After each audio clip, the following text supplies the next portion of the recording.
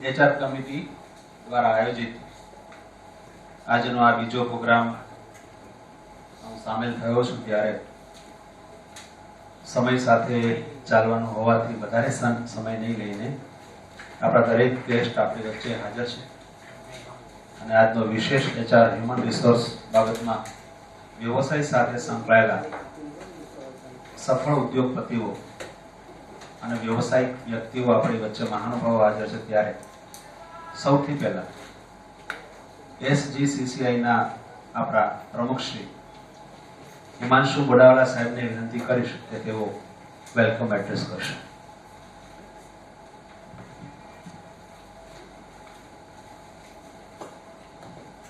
Thank you. मंचस्थ हमारा साथी ऑफिस बेरर उपप्रमुख श्री रमेशभाई वगासिया, આજના આ સુંદર કાર્યક્રમમાં વક્તા તરીકે પધારેલા તબીબી ક્ષેત્રે દિગ્ગજ એવા ડોક્ટર નિર્મલભાઈ ચોરડિયા, શહેરની અગ્રણી કંપનીઓમાંની એક એવી સહજાનંદ ગ્રુપ ઓફ કંપનીઝના સહસ્થાપક શ્રી ધીરુભાઈ કોતડિયાજી, શિક્ષણ ક્ષેત્રના કસબી એવા પીપી સવાણી યુનિવર્સિટીના ડોક્ટર પરાગભાઈ સંઘાણી. આ ત્રણ સ્પીકરોને આપણે તાળીઓથી વધાવી લીધા. મોડરેટર તરીકે પોતાની સેવા પ્રદાન કરી રહેલા શ્રી મૃણાલભાઈ શુક્લ અને ગ્રુપ ચેરમેન પણ, ચેમ્બર એચઆર એન્ડ ટ્રેનિંગ કમિટીના સર્વે સભ્યશ્રીઓ, આમંત્રિત મિત્રો, સજ્જનો અને સન્માનીઓ, આપ સૌનું આજના HR initiative for building a better culture વિષય ઉપર આયોજિત સેમિનારમાં આપ સૌનું હાર્દિક સ્વાગત કરું છું. મિત્રો, શરૂઆત એક નાની વાતથી કરીશ.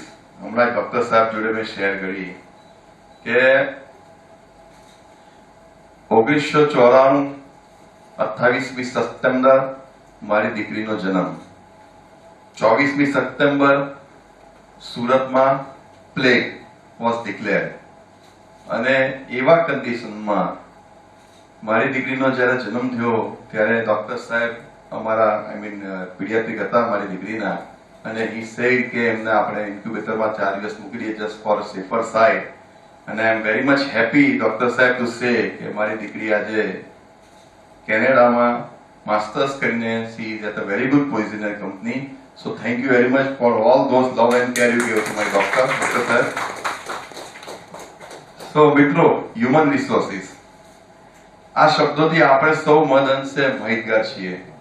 આ પહેલા પણ જ્યારે આ વિષય અંતર્ગત સેમિનાર યોજવામાં આવ્યા હતા ત્યારે પણ મેં કહ્યું હતું કે બિઝનેસ નાનો હોય કે મોટો, સંસ્થાની શરૂઆત હોય કે વર્ષોથી ઘડાઈને અડીખમ થયેલી જૂની સંસ્થા હોય, દરેક સંસ્થાના વિકાસની સાથે હ્યુમન રિસોર્સિસ એટલે કે માનવ સંસાધન અચલપણે જોડાયેલું છે. અને જ્યાં માનવ શબ્દ આવે ત્યાં સ્વાભાવિકપણે તેની સાથે જોડાયેલા તમામ મૂલ્યો અંગે પણ વિચારવું પડે. માનવ સંવેદના એટલે દરેક જગ્યાએ મહત્વ ધરાવે છે. આજે કોઈ પણ સંસ્થામાં કર્મચારીઓ સહેજે 8 થી 10 કલાક જેટલો સમય પોતાના ઘરના સભ્યો સિવાય બીજા વ્યક્તિઓ સાથે રહે છે. એટલે એવું કહી શકાય કે તેઓ પોતાના પરિવાર કરતા પણ વધુ સમય તેમના કાર્યસ્થળે ગાળે છે.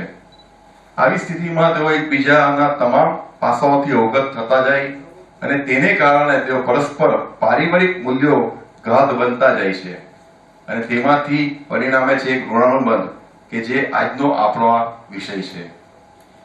એચઆર આ વ્યવસાયિક પરંતુ ધીમે ધીમે પારિવારિક બનતા જતા સંબંધોમાં કેવી અને કેટલો ભાગ ભજવે છે તેની વિવિધ વાતો આજના આપણા માન્ય વક્તાશ્રીઓ આપણી સાથે કરશે. તેઓ સર્વની સંસ્થા પર પોતપોતાના ક્ષેત્રમાં અગ્રતમ ક્રમ ધરાવે છે. એટલે આ વિષય સંદર્ભે તેઓ પોતાના અનુભવો ખૂબ સરસ રીતે આપણી સાથે સમજાવી શકશે તેમાં બેમત નથી. તો મિત્રો, આવો આપણે સૌ પણ તેમની પાસેથી આજે સંબંધો બાંધવાની કળાના નવા પરિણામો શીખીએ અને તેને આપણા કાર્યસ્થળને અમલમાં લાવીને કે જેથી કરીને મને, તમને અને આપણી સાથે જોડાયેલા તમામને તેમના ઘર સિવાયનું આ બીજું ઘરનું વાતાવરણ પણ એટલું જ પોતીકું લાગે. ફરીથી એક વખત આપ સૌનો હું આવકારું છું. જય હિન્દ, જય ભારત, જય જય ગરવી Gujarat. Thank you very much. ખૂબ સરસ વાત. ટૂંકમાં પણ આખા જીવનનો વ્યવસાયનો જે એમનો અનુભવ છે એચઆર તરીકે, અમે બે ચાર વ્યક્તિ એવા છીએ, મૃણાલભાઈ છે, હું છું, ડાયમંડ ઇન્ડસ્ટ્રીઝ, બીજી ઇન્ડસ્ટ્રીઝના લાંબા સમયથી એચઆર તરીકે કામ કર્યું છે. અને સાહેબ આપે જે પણ શબ્દો કહ્યા છે, એક બીજું ઘર સંસ્થાની અંદર કર્મચારી જ્યારે પોતાના સંસ્થામાં પોતાનું બીજું ઘરનો અહેસાસ કરે ત્યારે એ સંસ્થામાં વિકાસના તબક્કાઓ અમે જોયા છે અને અમે મુખ સાક્ષી છીએ. ત્યારે આપણા આજના માનવતા જે મહેમાનો છે એમને આપણે રીતિ પ્રમાણે, પરંપરા પ્રમાણે આપણે ફૂલ અને મોમેન્ટોથી સ્વાગત કરવું છે. ત્યારે પ્રેસિડેન્ટ સાહેબ સાથે અન્ય કમિટી મેમ્બર્સને હું વિનંતી કરીશ કે તેઓ આપણા દરેક માનવતા મહેમાનોના ફૂલ અને ટ્રોફીથી સ્વાગત કરશે. સૌથી પહેલા વિનંતી કરીશ આદરણીય શ્રી ધીરુભાઈ કોટડિયા સાહેબ, સહજાનંદ ગ્રુપ ઓફ કંપનીઝના ફાઉન્ડર છે, એમની સાથે ત્યાર પછી ડોક્ટર નિર્મલ ચોરસિયા સાહેબને વિનંતી કરીશ, જેઓ નિર્મલ હોસ્પિટલ પ્રાઇવેટ લિમિટેડના ચેરમેન છે. આ સાથે ડોક્ટર પરાગ સંઘાણી સાહેબ, જેઓ પીપીસી વાણી યુનિવર્સિટીના ત્યાં સંચાલક છે. તો આ ત્રણેય મહેમાનોને આપણે જોરદાર તાળીઓથી સ્વાગત કરવું છે. આવી રીતે બેસી રહીશું તો આપણે એચઆર તરીકે ઓળખાવવામાં મુશ્કેલી રહેશે. તાળીઓ ચાલુ રીતે ખૂબ આનંદ થાય છે. અલગ અલગ એક વાત મારે કરવી છે, દરેક મીટિંગમાં હું કરતો હોઉં છું. જી ચેમ્બર પણ હવે બ્રાન્ડિંગમાં ખૂબ સજાગ થઈ ગયું છે. આપણું સાઉથ ગુજરાત એ ટેક્સટાઇલ હબ છે, એટલે આ વર્ષે આપણે ફૂલોના બુકેના બદલે આપણા ફેબ્રિક, જે આપણું અહીંયાનું ઘરેલું કહેવાય, એના ફેબ્રિકના બુકે આપણે દરેક વક્તાને આપવાનું ચાલુ કર્યું. સાહેબે સ્પોન્સર કરેલું છે, સીવીડી ના આપશે એમ કે.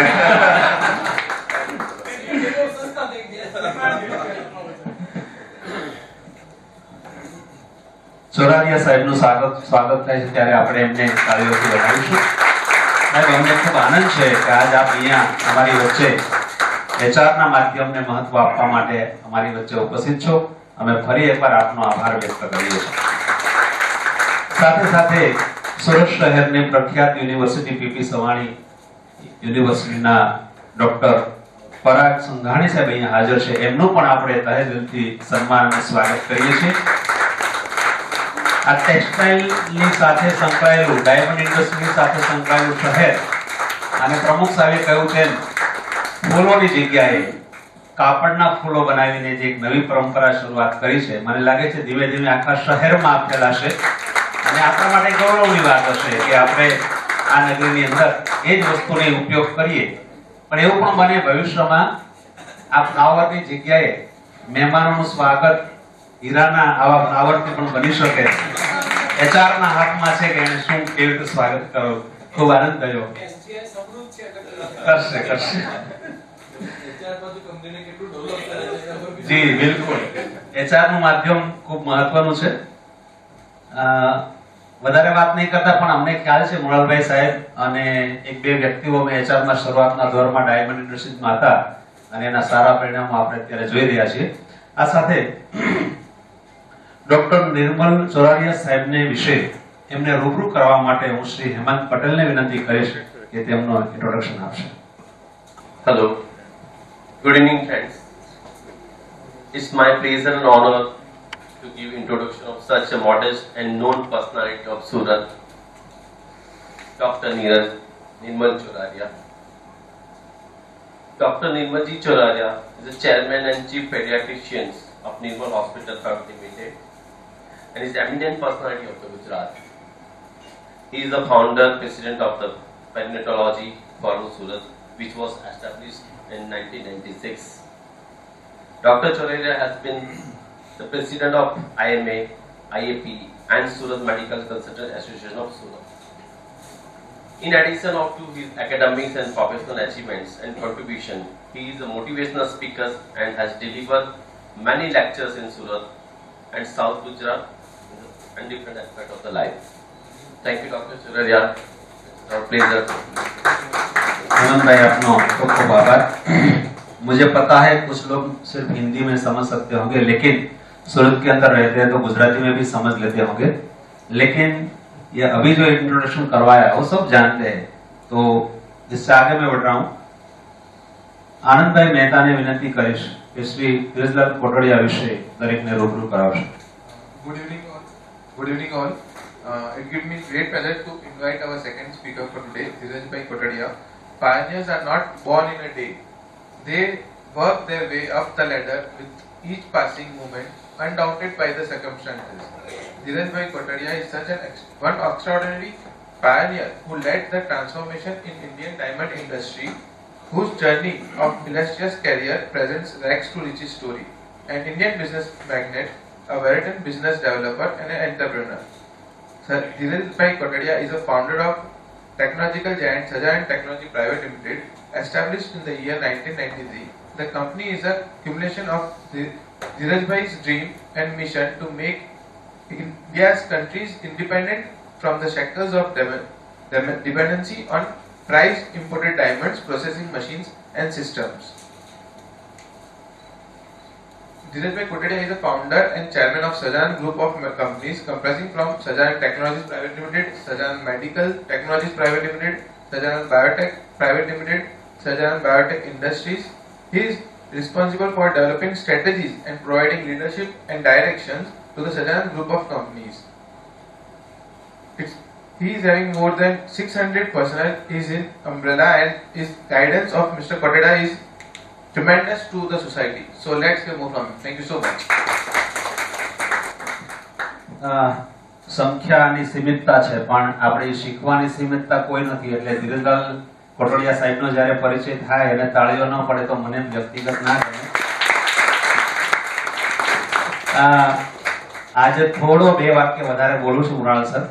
મારે એક વાતની નોંધ કરાવી છે ખાસ કરીને પ્રેસિડેન્ટ સર. 75 કલાક 32 મિનિટ 75 વિષય ઉપર જ્યારે મેં 4 દિવસ ને 3 રાત્રિ પ્રવચન આપ્યું ગિનિસ બુક વર્લ્ડ રેકોર્ડ્સ માટે ત્યારે અહીંયા બે વ્યક્તિ એના સાક્ષી છે. ગયા વખતે મારે રમેશભાઈ વિશે કહેવું હતું પણ એમને એ જતા રહેલા.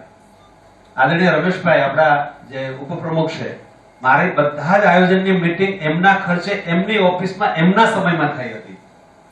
એટલે એ તમે આજે જે હોદ્દા પર બિરાજો છો એટલે હું આપને એચઆર ને કહેવા માંગુ છું કે બહુ બધું શીખવાનું અહીંયા બે પર્સનાલિટી સાહેબ તો છે જ. ચોરિયા સાહેબની વાત વિશે પછી કરીશ પણ રમેશભાઈ વઘાસિયા અને ધીરજલાલ કોટડિયા એટલે એમના હૃદયમાં તકલીફ હોવા છતાં બધાએ ના પાડવા છતાં ત્રીજા માળે મારો પ્રોગ્રામ હતો ત્યાં વારંવાર આવતા હતા મને એપ્રિશિએટ કરવા માટે. અને આજે હું એમની સામે બેસીને એક વિશેષ સાહેબ વાત કરું છું, મને આનંદ છે. તો અહીંયા બે એવા વિશેષ વ્યક્તિઓ ટોટલ 5 માંથી એમના વિશે મેં થોડી આપને વાત કરી. હવે ડોક્ટર પરાગભાઈ સંઘાણી પીપી સવાણી યુનિવર્સિટીના સંચાલક તરીકે જેઓ સેવા આપે છે, હું કમલેશભાઈ દવેને વિનંતી કરીશ કે તેઓ એમના વિશે દરેકને આપને આ ઇન્ટ્રોડક્શન આપશે. Good evening. Azad Initiative for Building a Better Culture. આ વિષય બાબતે આપ સૌને અવગત કરાવવા માટે એવા વ્યક્તિ વિશેષ આપણા સૌની વચ્ચે છે કે જેમની પાસેથી આપણે જેટલું જ્ઞાન મેળવીએ એ કદાચ પૂછવું જ પડે. ગુજરાતી ભાષામાં મિત્રો શબ્દ છે સુગંધ, અને સુગંધ માટે એક શબ્દ પ્રયોજાય છે, એ છે પરાગ. આપણા સૌ વચ્ચે બેટર કલ્ચર બિલ્ડિંગ કેવી રીતે કરવું એની સુગંધ પાથરવા માટે પીપી સવાણી યુનિવર્સિટીના વાઇસ ચાન્સેલર ડોક્ટર પરાગભાઈ સંઘાણી આપણા સૌની વચ્ચે ઉપસ્થિત છે. મિત્રો યુરોપ, ઓસ્ટ્રેલિયા, યુકે સહિતના વિશ્વના દેશોમાં તેઓ ફર્યા છે. ત્યાંની સિસ્ટમનો ખૂબ ઝીણવટપૂર્વક એમણે અભ્યાસ કર્યો છે. ઓસ્ટ્રેલિયાની ક્વીન્સલેટ યુનિવર્સિટી ઓફ ટેકનોલોજી સાથે તેઓ સતત સંપર્કમાં એમની ફેલોશિપ કરી છે. યુનાઇટેડ આરબ એમિરેટ્સની નામી યુનિવર્સિટીના હેડ તરીકે કાર્ય કરવાનો પણ એ બહોળો અનુભવ સાહેબ ધરાવે છે. વિશ્વના જુદા જુદા દેશોમાં અલગ અલગ ભાગોમાં એક્ઝિક્યુટિવ્સને ટ્રેન કરવાનો પણ તેમનો બહોળો અનુભવ છે. વિદ્યાર્થીઓને નવીનીકરણ, રચનાત્મકતા, માહિતી વ્યવસ્થા અને સંચાલન પ્રબંધન વિશે તેઓ ખૂબ ગૂઢ જ્ઞાન અને અભ્યાસ એમને કરાવતા રહે છે.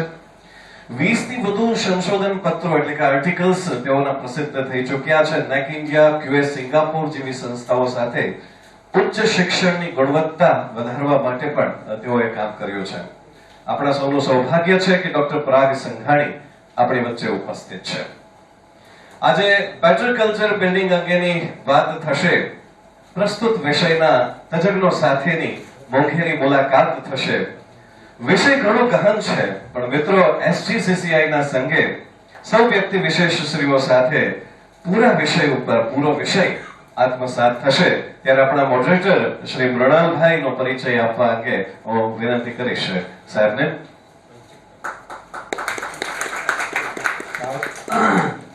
સાવ ટૂંકમાં જ બોલવું છે તમારા વિશે. HR ના જ્યારે વ્યક્તિત્વ અહીંયા બેઠા હોય, મારે તમને એક વાતની નોંધ કરાવી છે, કદાચ તમારા અનુભવમાં હશે. પરિચય છે ને એ સૂપ છે, જેમાં પેલાનું જે આપણે લઈએ છીએ. પરિચયથી આપણને ખબર પડે કે આપણે કેવા વ્યક્તિ સાથે બેઠા છીએ અને એનાથી આપણે શું લર્ન કરવું છે. એટલા માટે પરિચય ખૂબ મહત્વનો હોય છે અમારી દ્રષ્ટિએ. તો મૃણાલભાઈ શુક્લા અહીંયા જે હાજર છે અને આખો પ્રોગ્રામ જેમના અંડરમાં કન્ડક્ટ થાય છે, વિષયમાં ઊંડાણમાં જવાની એમની એક આદત પડી ગઈ છે. દરેક વિષયમાં ખૂબ ગહનતાપૂર્વક ઊંડાણમાં જાય છે. માઇક્રો મેનેજમેન્ટની વાતો હોય છે. એજ્યુકેશન એટલા માટે નથી બોલતો કે બધાને ખબર છે, પણ મૂળભૂત સ્વભાવ એઝ એ ટ્રેનર અને એ કરતા ઘણું બધું આગળ, ગ્રોથ લિસ્ટ તરીકે એમનું નામ ઘણું આગળ છે. બિઝનેસમાં ગ્રોથ કરાવવો કેવી રીતે, કર્મચારીને કેવી રીતે હેન્ડલ કરવા, એને ટ્રેન કેવી રીતે કરવા, એની અંદરૂની શક્તિઓને બહાર કેમ કાઢવી, આ બધા એમના રસના વિષયો છે. અને ઘણી બધી કંપનીઓમાં મારી પાસે 7 પેજનો એમનો ઇન્ટ્રોડક્શન લેટર છે, એટલે હું નહીં જ વાંચું, 100% નહીં વાંચું. પણ જ્યારે એ બોલશે, ક્વેશ્ચન આન્સર થશે, ત્યારે મેં ગયા ટ્રેનિંગ સેશનમાં જોયું હતું કે વક્તાઓને પણ ઘણી વખત આન્સર કરવામાં તકલીફ પડતી હોય છે, પોતાના અનુભવો હોય છે, પણ એ એટલું સરસ રીતે વક્તાશ્રી તરફથી એનો અર્થ કાઢી લે છે. એવું કહેવા માંગુ છું કે એમની પાસે જે નિચોડ હોય છે એ કાઢવાની એમની એક સારી એવી પુણે છે. તો હું આપની વચ્ચે હવે આગળના ફ્લોરને હેન્ડઓવર કરવા માટે હું વિનંતી કરીશ મૃણાલભાઈ શુક્લા. આજના અમારા ગ્રુપના ચેરમેન છે, SGCCI માં અમારી કમિટીના ચેરમેન છે. Thank you very much, Ashwin Bhai. Good evening, everybody. Good evening. HR initiatives for building a better culture.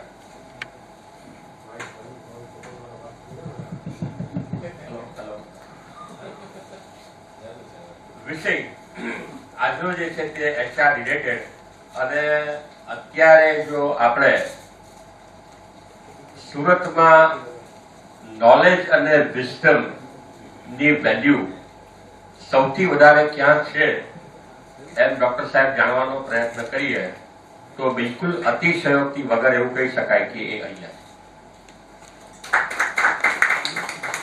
આજના વિષયને ન્યાય કરવા માટે જે પેનલિસ્ટ આપણી સાથે ઉપસ્થિત છે, ડોક્ટર નિર્મલભાઈ ચોરારિયા, એમને આપણે મૂળ સુરતી જેટલા સુરતી એવું કહી શકાય. રાજસ્થાનના છે એવું કોઈ માનવા તૈયાર નથી. જાતે 100 વાર કે પણ આપણે માનવા તૈયાર નથી. કારણ કે જ્યારે સુરતની આફતો આવી ત્યારે ડોક્ટર સાહેબ એ માત્ર ડોક્ટર નથી, એ આ શહેરના ચિંતિત એવા નાગરિક છે એવું કહેવાનું અસ્થાને નથી. પ્લેગ આવ્યો હોય, રેલ આવી હોય, થોડી કોમી વિશ્વાસમાં ખલેલ પડી હોય કે છેલ્લા કોરોના, સ્વાભાવિકપણે એવો એને હેડ કરતા હોય જેવું આપણે અનુભવ્યું છે. તો નિર્મલભાઈ અહીંયા હોય. એક મેડિકલ સાયન્સની વાત થઈ, એક વાત થઈ રહી છે તો રિસર્ચ. આજના આ HR ના વિષય માટે રિસર્ચ પણ કેટલું અગત્યનું છે. ટેકનોલોજી અને રિસર્ચ એમનો વિષય છે. તો તેઓ આજે ધીરુભાઈ કોટડિયા આપણી સાથે છે. Even being a student of commerce. Being a student of commerce. Great. અને આપણી સાથે ડીટી સવાણી યુનિવર્સિટીના પ્રોવોસ્ટ અને એજ્યુકેશનનું ક્ષેત્ર પણ આજે આપણી સાથે છે, ડોક્ટર પરાગભાઈ. આ એટલા માટે આ ત્રણેય વક્તાઓમાં થોડો મારો એમને પસંદ કરવાનો કે એમને સાંભળવા માટે ઇન્વાઇટ કરવામાં મારો ફાળો રહ્યો છે. અને અશ્વિનભાઈ એ એટલા માટે કે આ ત્રણેય વક્તાઓ અલગ અલગ વિષય ઉપર ખૂબ સુંદર વાત. તમે ભવિષ્યને ઘડવાના છો. એક ગ્રુમિંગ, કારણ કે કેબિનમાં વાત કરતા ત્યારે ચિંતા એ હતી કે ભાઈ આજે વિદ્યાર્થીઓ તૈયાર થાય છે, એમ્પ્લોયને માણસો જોઈએ છે, એમ્પ્લોયરને માણસો જોઈએ છે, એમ્પ્લોય પણ જોઈએ છે, ગાડી ભરીને ટ્રેન ભરીને ચાલ્યા જાય છે, કેમ કરશું? તો એ જે ગેપ બ્રિજ કરવાનો છે તે ભવિષ્ય માટે આપણે પરંપરાગત એચઆર તો જાણીએ જ છીએ કે નોકરીએ રાખે દીકરાની જેમ રાખે. સુરતમાં મૂળ તો જરીનો વ્યવસાય કે સલામતપરામાં હજુ પણ ખટખટ થતા લૂમ્સનો વ્યવસાય કે જડાખાડીમાં મૈદરપરામાં ઓટલે ઘંટીઓ આ સુરતની ઓળખ હતી. અને આજે એમાં મોટો તફાવત આવ્યો છે. 440 ગાડીઓ એક એન્ટરપ્રિન્યોર પોતાના સ્ટાફના મેનેજર્સને ભેટ આપે એ આ સુરત છે. ક્યાંય કોઈ જગ્યા પર તમને સુરતમાં કાળા વાવટા લાલ વાવટા સાહેબ જોવા નથી મળતા. એ આ સુરત છે, એ આ સાઉથ ગુજરાત છે. હળી મળીને કામ કરીએ છીએ. સુરત છે છતાં પણ મેં કહું કે ભાઈ ટ્રેન ભરીને લોકો જાય છે એ પણ સુરત છે. એટલે એચઆર ના પ્રમુખશ્રીએ જયારે આ જિમ્મેદારી સોંપી ત્યારે આ ચિંતાનો વિષય એમને માટે પણ હતો કે જેઓ પણ ટેક્સટાઇલ ઇન્ડસ્ટ્રી સાથે જોડાયેલા છે તો કે આ વિષય પર આપણે ખૂબ ખેડાણ કરવાનું બાકી છે. We are prepared to go to GIDC also. દક્ષિણ ગુજરાત એટલે આપણે શરૂ કરીએ તો વાપી અને સલવા સુધી ઉમરગાંવથી શરૂ કરીએ અને આપણે ભરૂચ લગી જવું છે. બીડીએમએ બોલાવે તો પણ જવું છે, અધ્યક્ષ ઇન્ડસ્ટ્રીયલ એસોસિએશન બોલાવે કે બારડોલી ચેમ્બર ઓફ કોમર્સ બોલાવે આપણે જવું છે. કારણ કે આ વિષય ઉપર we have two customers. One is internal customer and another is external customer. We care for external customer, but if you do not care for your internal customer, how we would care for your external customer?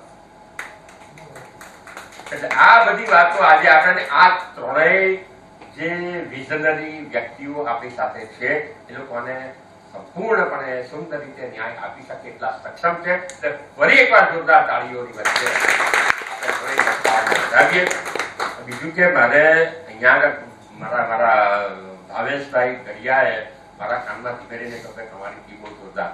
Bhaveshbhai Gadhiya treasurer છે, તમે પણ અમારી team છો સાહેબ. અને Bhavesh Taylor જેઓ secretary છે પણ અમારી ટીમ છે. મારે અહીંયા આગળ ટીમ એટલે HR and training committee. I am very fortunate that we have got some wonderful people, very experience people who can deliver their best. I am very fortunate. હું થોડું નબળું રમું ને રોહિત શર્માની જેમ તો ચાલે. આપણી સાથે તેમનો પરિચય હેમંતભાઈનો મારા નાનકડી એક મિનિટ લેવી છે એટલા માટે કે આપણે કોની સાથે બેઠા છીએ. એમને કહું ને તેમ કે ભાઈ હેમંતભાઈ એટલે સુરતમાં જે ઘણી છૂટેલી આપણે પબ્લિક લિમિટેડ કંપનીઓ જાણીએ છીએ એમાંની અમી ઓર્ગેનિકના તેઓ એચઆર ડિપાર્ટમેન્ટના વડા છે. મારી સાથે આનંદભાઈ મહેતા મારી બાજુમાં બેઠા છે. આનંદભાઈ મહેતા સુરતમાં જો એચઆર ની વાત નીકળે ને જે મહેતા કંપનીનું નામ ના આવે તો વાત અધૂરી કહેવાય. સૌથી વધારે કામ કરવા વાળી, સૌથી ઊંડું કામ કરવા વાળી કંપની એ જે મહેતા કંપનીના તેઓ નેક્સ્ટ જનરેશન છે આનંદભાઈ મહેતા. ઓલ આવ્યો છે.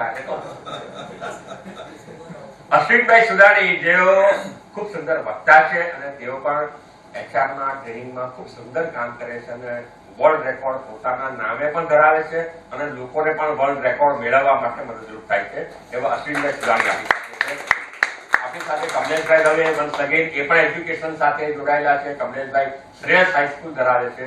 એટલે આવા વ્યક્તિ પમનાની સાહેબ અહીંયા આપણી સાથે પમનાની સાહેબ હોય. એક આની જે વેલ્યુ છે ને આજની તે જબરદસ્ત છે. વિસ્ટમ વેલ્યુ જબરદસ્ત છે. બસ તો આટલી નાનકડી પૂર્વ ભૂમિકા. સાહેબ ખૂબ બધી મિથ અત્યાર લગી એચઆર ઉપર પ્રવર્તે છે. આપણે જે વાત કરવા માંગીએ છીએ તે પેરેડિમ શિફ્ટ કેટલો થયો છે અને કેટલો થવો જોઈએ. કારણ કે મિથ્સ બહુ બધી છે. સુરત એટલે દક્ષિણ ગુજરાત એટલે એમએસએમઈ નું હબ કહેવાય. એચઆર ની વાત નીકળે તો કે ખર્ચો કરવા વાળી વાત ક્યાં લઈ આવો છો? અમારે એચઆર હેડ ની ક્યાં? અમારે નાનકડી કંપની છે પરાગભાઈ, 10 માણસો છે, એમાં ક્યાં એચઆર ની જરૂર છે? 12 લૂમ્સ નું ખાતું છે, 24 લૂમ્સ નું ખાતું છે, ક્યાં જરૂર છે? એટલે આવી ઘણી બધી મિથ્સની વચ્ચે તમે લોકોએ બહુ મોટા ગજાના કામો કર્યા છે અને તમે જે અહીંયા આ પ્રોફાઇલ અહીંયા જે પ્રોફાઇલ છે ને સર, આની પહેલા પણ એક એચઆર કોન્ટેક્ટ હતો. we are very fortunate to have a wonderful profile of the participants. આ બધા એન્ટરપ્રિન્યોર છે મોટે ભાગના અને એ લોકોનામાં એ ભૂખ છે કે આ પેરેડિમ શિફ્ટ 21st સેન્ચુરીમાં શું થયો. આપણે બે અવધિમાં રહીએ છીએ, એક પ્રી કોરોના અને એક પોસ્ટ કોરોના. પોસ્ટ કોરોનાએ એચઆર નું મહત્વ પરાગભાઈ બહુ સમજાવ્યું એટલે આજે આપણે વાત કરીએ ત્યારે તમે તમારે ત્યાં HR ને રિલેટેડ શું સુધારાઓ કર્યા અથવા તમે શું અપેક્ષા રાખો છો બંને પક્ષે, એમ્પ્લોયી પક્ષે પણ શું અપેક્ષાઓ રાખો છો? કારણ કે એ પણ વાતો અહીંયા વણાવી છે. એવા પણ કેટલાક મિત્રો HR હેડ અને એના તરીકે કામ કરતા હોય તેવા હશે. પ્રાકૃતિક ભૂમિકા સાથે હું મારી વાતને, મારી વાણીને થોડીક ક્ષણ માટે વિરામ આપું. લાંબો તો નહીં આપી શકું, થોડીક ક્ષણ માટે આપું અને ત્રણેય વક્તાઓને વિનંતી કરીશ કે વારાફરતી આપ આપના વિચારો, પહેલા તો 7 મિનિટથી 10 મિનિટ માટે આપ આપના વિચારો વ્યક્ત કરો આજના વિષય પર, HR initiative for building a better culture. આપના વિચારો વ્યક્ત કરો અને ત્યાર પછી આપણે પ્રશ્નોત્તરી કરશું. ઓપનિંગમાં આપણે ડોક્ટર નિર્મલ ચોરાની અને જો બંને બાકીના વક્તાઓની સંમતિ હોય તો ડોક્ટર નિર્મલ ચોરાની અને આપણે ઓપનિંગમાં અભિનંદન ઉતારીએ. જોરદાર તાળીઓ વચ્ચે ડોક્ટર નિર્મલ ચોરાની.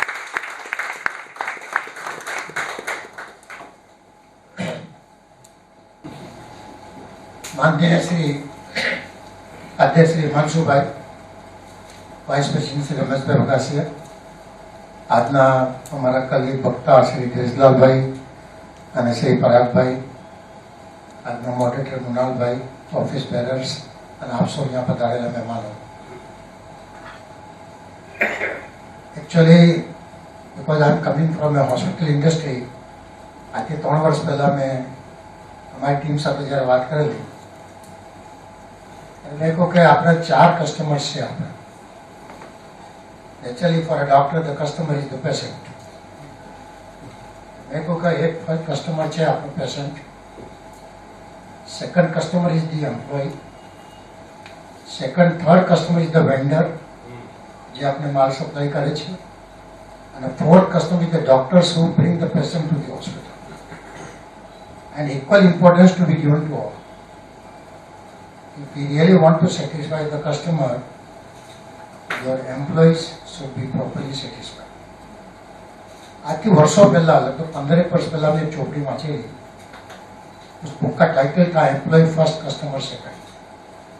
विनीत नायर उसके ऑथर है. उन्होंने ये कहा था कि यदि आपके एम्प्लॉय सेटिस्फाइड नहीं है तो आपके कस्टमर कभी सेटिस्फाइड नहीं हो सकते. So always keep employ first. मुझे मालूम है कि मेरे पास पेशेंट आता है, वो सिर्फ 5 मिनट के लिए आता है, हॉस्पिटल में 24 घंटे रहता है और उसका पहला कॉन्टेक्ट सिक्योरिटी वाले से होता है. वहाँ से उसकी शुरुआत हो जाती है, फिर रिसेप्शन काउंटर पे जाता है, फिर इमरजेंसी में जाएगा, नर्सिंग के पास जाएगा, हाउसकीपिंग स्टाफ. अब ये नहीं है कि भाई आप सिर्फ एक अच्छा डॉक्टर सिलेक्ट कर रहे हो, वो ये देखते हैं कि हमारे जो 24 घंटे हमारा केयर करने वाले स्टाफ है वो कैसे हो. ये बहुत इम्पोर्टेंट चीज है कि किसी भी ऑर्गेनाइजेशन के सक्सेस के लिए सबसे इम्पोर्टेंट बात है कि उसका जो ह्यूमन रिसोर्स है वो कैसा है. आप अच्छी टेक्नोलॉजी ला सकते हो, मैं 50 लाख की मशीन लगा सकता हूँ, वेंटिलेटर अच्छे से अच्छा, आप अच्छा इंफ्रास्ट्रक्चर क्रिएट कर सकते हो, आपके इंटीरियर बहुत अच्छे कर सकते हो, आप कंफर्ट दे सकते हो, बट ये माइंड का जो कंफर्ट है वो कहाँ से लाओगे? दो ही चीज है, दिल और दिमाग. इस दो की खुराक सिर्फ आपका एम्प्लॉई है. जैसे वो ये सजेस्ट कर रहा है कि yes I care for you, ठीक है, बीमारी आ गई है लेकिन डॉक्टर भी अपना इलाज करेगा, प्रिस्क्रिप्शन देगा, दवाई देगा, लेकिन आप मेरे भाई बहन से कम नहीं हो या मेरे माँ बाप से कम नहीं हो, ये फीलिंग उसको कौन करवाएगा? आपका एम्प्लॉय उसको फीलिंग करवाएगा.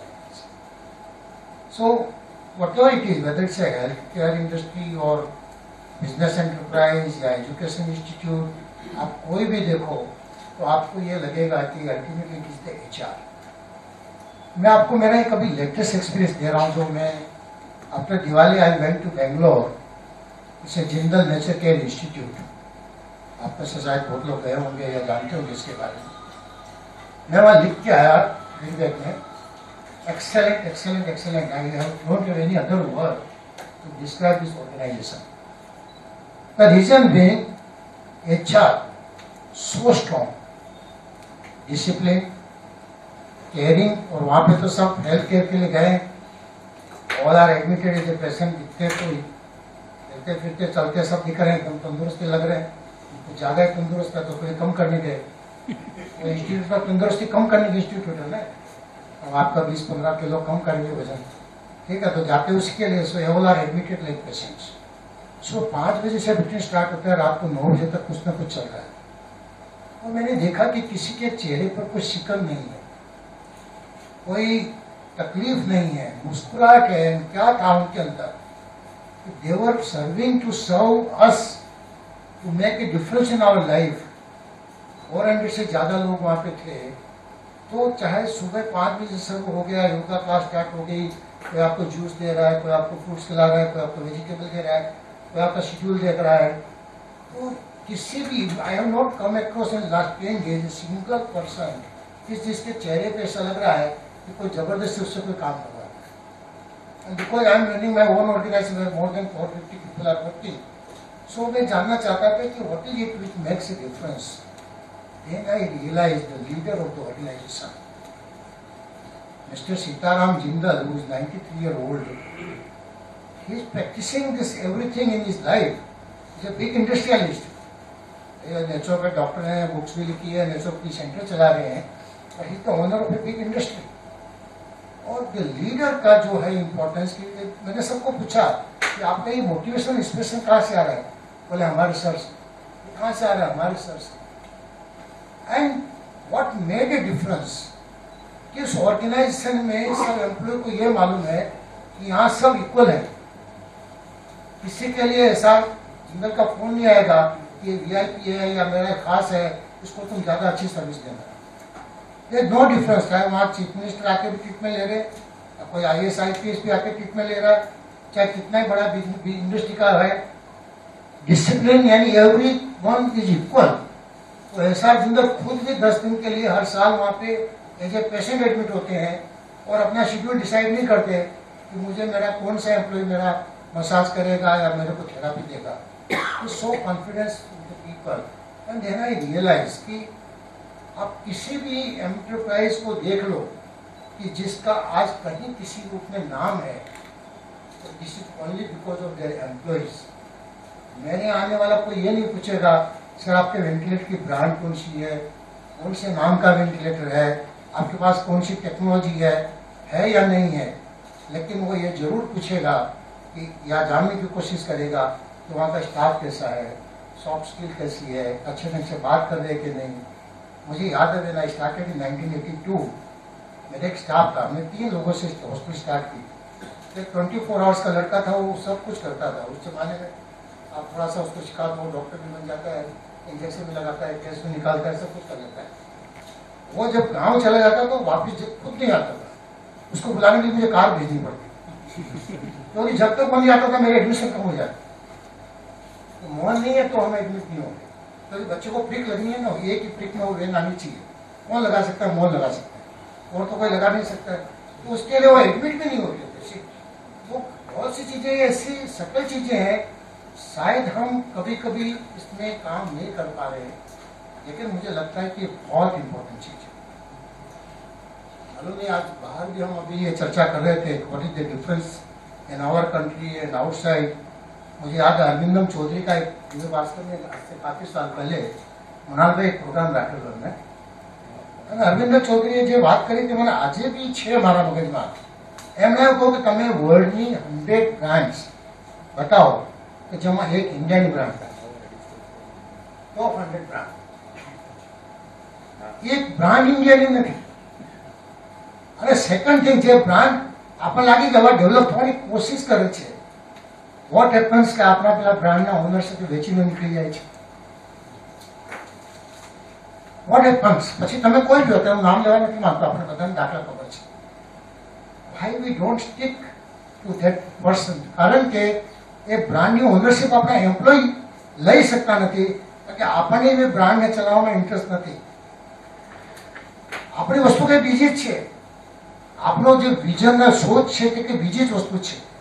હું ઘણીવાર મારા ડોક્ટરોને કહું છું કે હું બીજા 10-15 વર્ષ કામ કરીશ, પણ મારી આ વસ્તુ જે છે નિર્મલ હોસ્પિટલ એ 500 વર્ષ સુધી ચાલવી છે।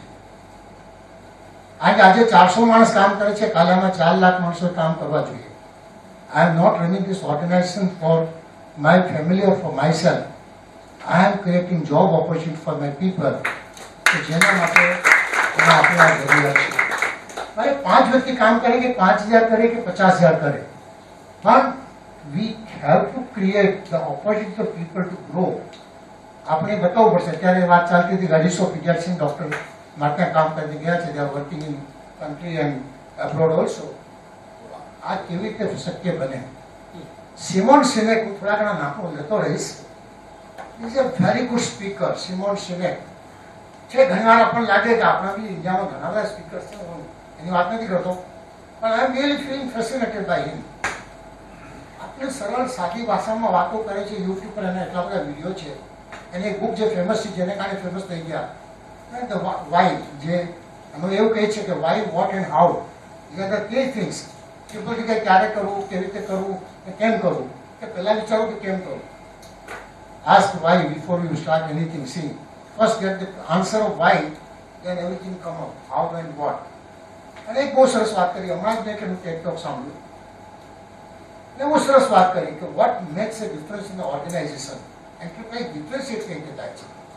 એને એક સિમ્પલ વાત કરી કે જ્યારે એમ્પ્લોયને લાગે ને કે આ મારું ઓર્ગેનાઇઝેશન છે, પછી ઓર્ગેનાઇઝેશન બીજું કંઈ વિચારવું નથી. એ ગમે whatever the level he is working, but he should feel this is my organization. ભલે લીગલમાં કોઈ બી એનો ઓનર હોય કે ચેરમેન હોય કે કંઈ હોય, કોઈ બી વ્યક્તિને એવું નહીં લાગે કે હું ચેરમેન કરતા તો નીચું નથી, મારી પણ વેલ્યુ ચેરમેન જેટલી જ છે. And I think that makes the organisation. અને બહુ સરસ વાત કરી, people who feel it is my organisation, I am the organisation. એચઆરને ખાલી આટલી વસ્તુ કહી દઈએ તો that is I think decides the organisation. આટલી વાતો કરવાની છે, મને લાગે બીજા વક્તાઓ છે, આપ લોકો કહેશો. મેં માટે અમુક નિયમ બનાવ્યા છે. ઘણી વાર આપણને લાગે કે ફરિયાદ લઈને આવ્યા માણસ બરાબર કામ નથી કરતો, આ નથી કરતો, ડિસિપ્લિન નથી, ટાઈમ પર નથી આવતો. ઘણી વાર હું બી મહિનામાં 2-3 દિવસ ટાઈમ પર નથી આવતો. Sometimes it may happen. So are we that sensitive to understand the issue of the other person also? મને ચેરમેન તરીકે લિબર્ટી છે કે હું મારી ઈચ્છા ત્યારે આવી શકું ને બીજો સ્ટાફ નહીં આવી શકે. આપણે આપણા માટે કોઈ નિયમ બનાવ્યો છે કે જો હું ડિસિપ્લિનમાં નહીં આવું તો મારે માટે શું એક્શન છે? કોઈ ચેરમેને પોતાના માટે એક્શન નક્કી કર્યા છે, ડિસિપ્લિનમાં નહીં હોય તો એના માટે શું એક્શન લે? તો પોતાના એમ્પ્લોયને એક્શન લિબર્ટી આપી છે, એ તમારા માટે કંઈક સજેસ્ટ કરી શકે સાહેબ આજે તો મોડા પડે એટલે તમારા બી 100 રૂપિયા કપાશે. એને બી પાવર આપી દો ને. જો if we are not doing in following the same thing and then we want them to follow. So if you genuinely you must be human being, you should consider yes. તો કહેવાય ને એટલે મેં એક જગ્યા બી સરસ વસ્તુ વાંચેલી છોકરીનો મોરાલભાઈ 4% આમ તેમ વાત હશે, એની ઓર્ગેનાઇઝેશન તમે લઈ લો, 26% લોકો એ લોકોને કેવું નથી પડતું કે તું આ કામ કર, આ કર, આ કર, આ નહીં કર, આ નહીં કરશે. એક વાત તમે સમજાવી દો, દે આર સેલ્ફ મોટિવેટેડ. એ લોકો ઓર્ગેનાઇઝેશન માટે બી સારામાં સારું કામ કરશે, પોતાના ગ્રોથ માટે બી સારું કામ કરશે, ઓનરશિપ લઈને કામ કરશે. તમારી પાસે આવીને કહેશે સાહેબ આપણે આમ નહીં આમ કરીએ તો સારું. અને 10% એમ્પ્લોય દરેક ઓર્ગેનાઇઝેશન એવા હશે કે તમે ગમે તે કરો એ પોતાની રીતે જ કરશે. બાકીના જે છે 64% ઓર સમથિંગ એ લોકોને તમારે પુશ આપતા રહેવું પડશે. You have to keep the training programs and motivate them, show them how they can grow. અહીંયા પૂછ્યા હવે શું કરવાનું, બરાબર? So this is everything incentive તમે કોઈ ફોર્મમાં આપો તો this is 64%. So એ 3% ને બી કેવી રીતે સાચવવા એના માટે બી એક તમારી સ્ટ્રેટેજી હોવી જોઈએ. 26% છે આ નીચેવાળા પાછા બીજા 26%માં ઉપર કઈ રીતે પહોંચે એના માટે બી એક ઓર્ગેનાઇઝેશન સ્ટ્રેટેજી હોવી જોઈએ. અને શું મેં મારા 3 જ પનિશમેન્ટના ક્રાઇટેરિયા બનાવ્યા છે. I don't use punishment word, કારણ કે મારા એક બહુ ક્લિયર ફિલોસોફી છે. આ એક મંદિર છે પહેલું, મારી ઘર દરેક એમ્પ્લોય જોડાય એને પહેલાં કહ્યું આ એક મંદિર છે. 24/7 બારણા ખુલ્લા છે. જેમ પેશન્ટ આવી શકે મારે સારવાર કરવાની મોકલી આપવાનું. એટલે કોઈ બી HR તરીકે માણસ જોડાય છે 24/7 પ્રેમથી રહેવું હોય ત્યાં સુધી રહેવાનું. જે દિવસે લાગે કે આ ઓર્ગેનાઇઝેશન મારા માટે બરાબર નથી ત્યારે પ્રેમથી જતા રહે. એવા માટે આપણે બનાવી છે નિયમને બધું કરીએ, 1 મહિનાનો નોટિસ પીરિયડ, 3 મહિનાનો નોટિસ પીરિયડ. મેં કહ્યું કે અહીંયા રહીએ ત્યારે એમ લાગવું જોઈએ કે અહીંયા મારું જ ઓર્ગેનાઇઝેશન છે, આમાં કશું જ નથી. તમને બીજી કોઈ જગ્યાએ સારો ગ્રોથ દેખાતો હોય you can always leave at any time. અને જ્યારે પાછું આવવાનું મન થાય ત્યારે બી તમે આવી શકશો. Leave if there is a vacancy leave કરશો. આ એક આવવા જવાની વાત. 3 જ નિયમ બનાવેલા છે. પહેલું છે કે આલ્કોહોલ કે નશાવાળી સાથે કોઈ ડ્યુટી નહીં કરવું જોઈએ. That is not allowed. જો એ આવે તો એમથી કહી દે ભાઈ તમે બીજી કશું. બીજું, સેક્સ્યુઅલ હેરેસમેન્ટ કોઈ પણ જાતનું આ ઓર્ગેનાઇઝેશન નહીં થવું જોઈએ. ત્રીજું, ફાઇનાન્શિયલ નુકસાન તમારી ઇગ્નોરન્સના કારણે થઈ ગયું તેનું કોઈ તમને સજા નથી. પણ જાણી જોઈને ઓર્ગેનાઇઝેશન જો ફાઇનાન્શિયલ નુકસાન થશે તો તમારે જગ્યા બદલવી પડશે. આ 3 સિવાય મારો બીજો કોઈ નિયમ છે. અત્યારે મુનાલભાઈ આટલું જ કરીને વિરામ લઈશ. Thank you very much. Thank you very much sir. Wonderful presentation. આપણે ખૂબ સુંદર બધી વાતો કરી. તમે એસઆર જિંદાલનો દાખલો આપીને તમે વાત કરી, સિક્યોરિટી થી માંડીને શરૂઆત કરતી હોય તેની વાત કરી. તમે પેલા 4 પ્રકારના કસ્ટમર્સ વિશે વાત કરી, એમાં વેન્ડરને પણ સામેલ કર્યા. આ એક નવો પરિપ્રેક્ષ્ય આપણી સામે આવ્યો કે ભાઈ વેન્ડર જરા એના બિલ બરાબર ચેક કરજો, બહુ ગડબડ કરતો હોય છે. આ શંકાની સૌ એના પર બી એટલી જ હોય છે. એટલે તમે એની પણ, કારણ કે they are also a part of your team, and if you don't understand them, satisfy them, you cannot grow.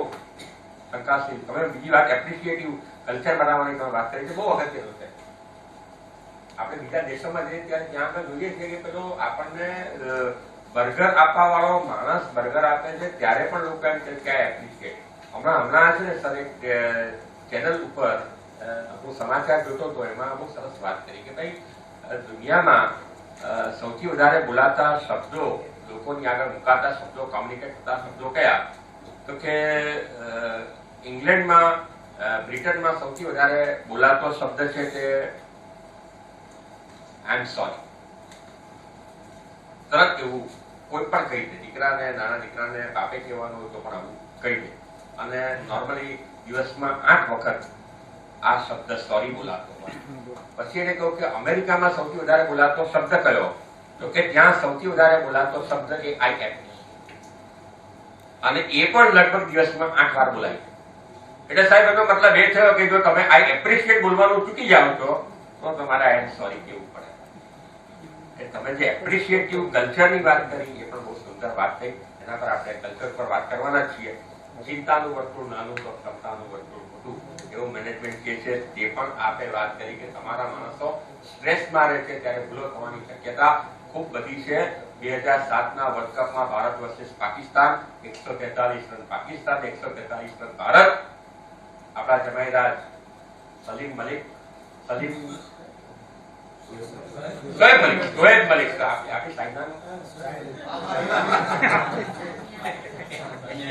એના મોઢા પર સાઈ રડાઈ કે સાલું કેમ થયું, આ કેમ આમ કર્યું, હારી જવાના. એનું ધીરે ધીરે મોઢું નર્વસ થઈ ગયો. અને આપણા મહેન્દ્રસિંહ ધોની જે લીડરની વાત એમણે સુંદર કરી. I always admire leadership of Mahendra Singh Dhoni. એને કહ્યું કે મેચ પૂરી થઈ ગઈ છે, ટાઈ થઈ ગઈ, 143 આપે કર્યા. ધપ્પા મારતો પેલા નીચે રહી ગયો. અને કહ્યું કે હું સ્ટોપની પાછળ ઉભો છું. એટલે પસંદ કર્યા તેમાં 2 તો એવા પસંદ કર્યા કે જે બોલર નહોતો, 100 બોલ નહોતો નાખ્યો. રોબિન ઉથપ્પા અને વિરેન્દ્ર સહેવાગ. ના પડી કે બોસ આ મારું કામ નથી, હું બેટિંગ કરું, તમે કામ મને આમાં ઉતારો છો, મને ગાળો પડશે, મારે ઘરે પધરાવવા પડશે. ટેન્શનમાં આવી ગયો. પેલા કહ્યું કે મેં હું ના લીડરની વાત તમને કરી, મેં હું સ્તંભની પાછળ ઉભો છું ને તું તારી જાતને જેટલું જાણે એના કરતા વધારે હું જાણું છું. હું સ્તંભની પાછળ ઉભો છું, તું કોઈ ચિંતા ના કરતો. સાહેબ હૃદય પર હાથ મૂકીને કહીએ કે હું છું ને તો આપણો એમ્પ્લોય ચિંતા વધારે કરે કે નિનાદ વધારે અનુભવે? વાતો ડોક્ટર સાહેબે કરી. હવે આપણે આગળ વધીએ અને ઇન્વાઇટ કરીએ શ્રી ધીરજલાલ કોટડિયાજીને. તેઓ આપણી આગળ સંક્ષિપ્તમાં પોતાના વિષયની વાત અને પોતાની કંપની વિશેની અને અત્યારના પરિપ્રેક્ષ્યમાં જે કઈ પરિણામ થયા છે દુનિયાભરમાં ફર્યા છે. કેટલા કન્ટ્રીમાં 72 દેશોમાં તેઓ ફર્યા છે. 72 દેશ માટે આ તારીખ ઓછી કહેવાય.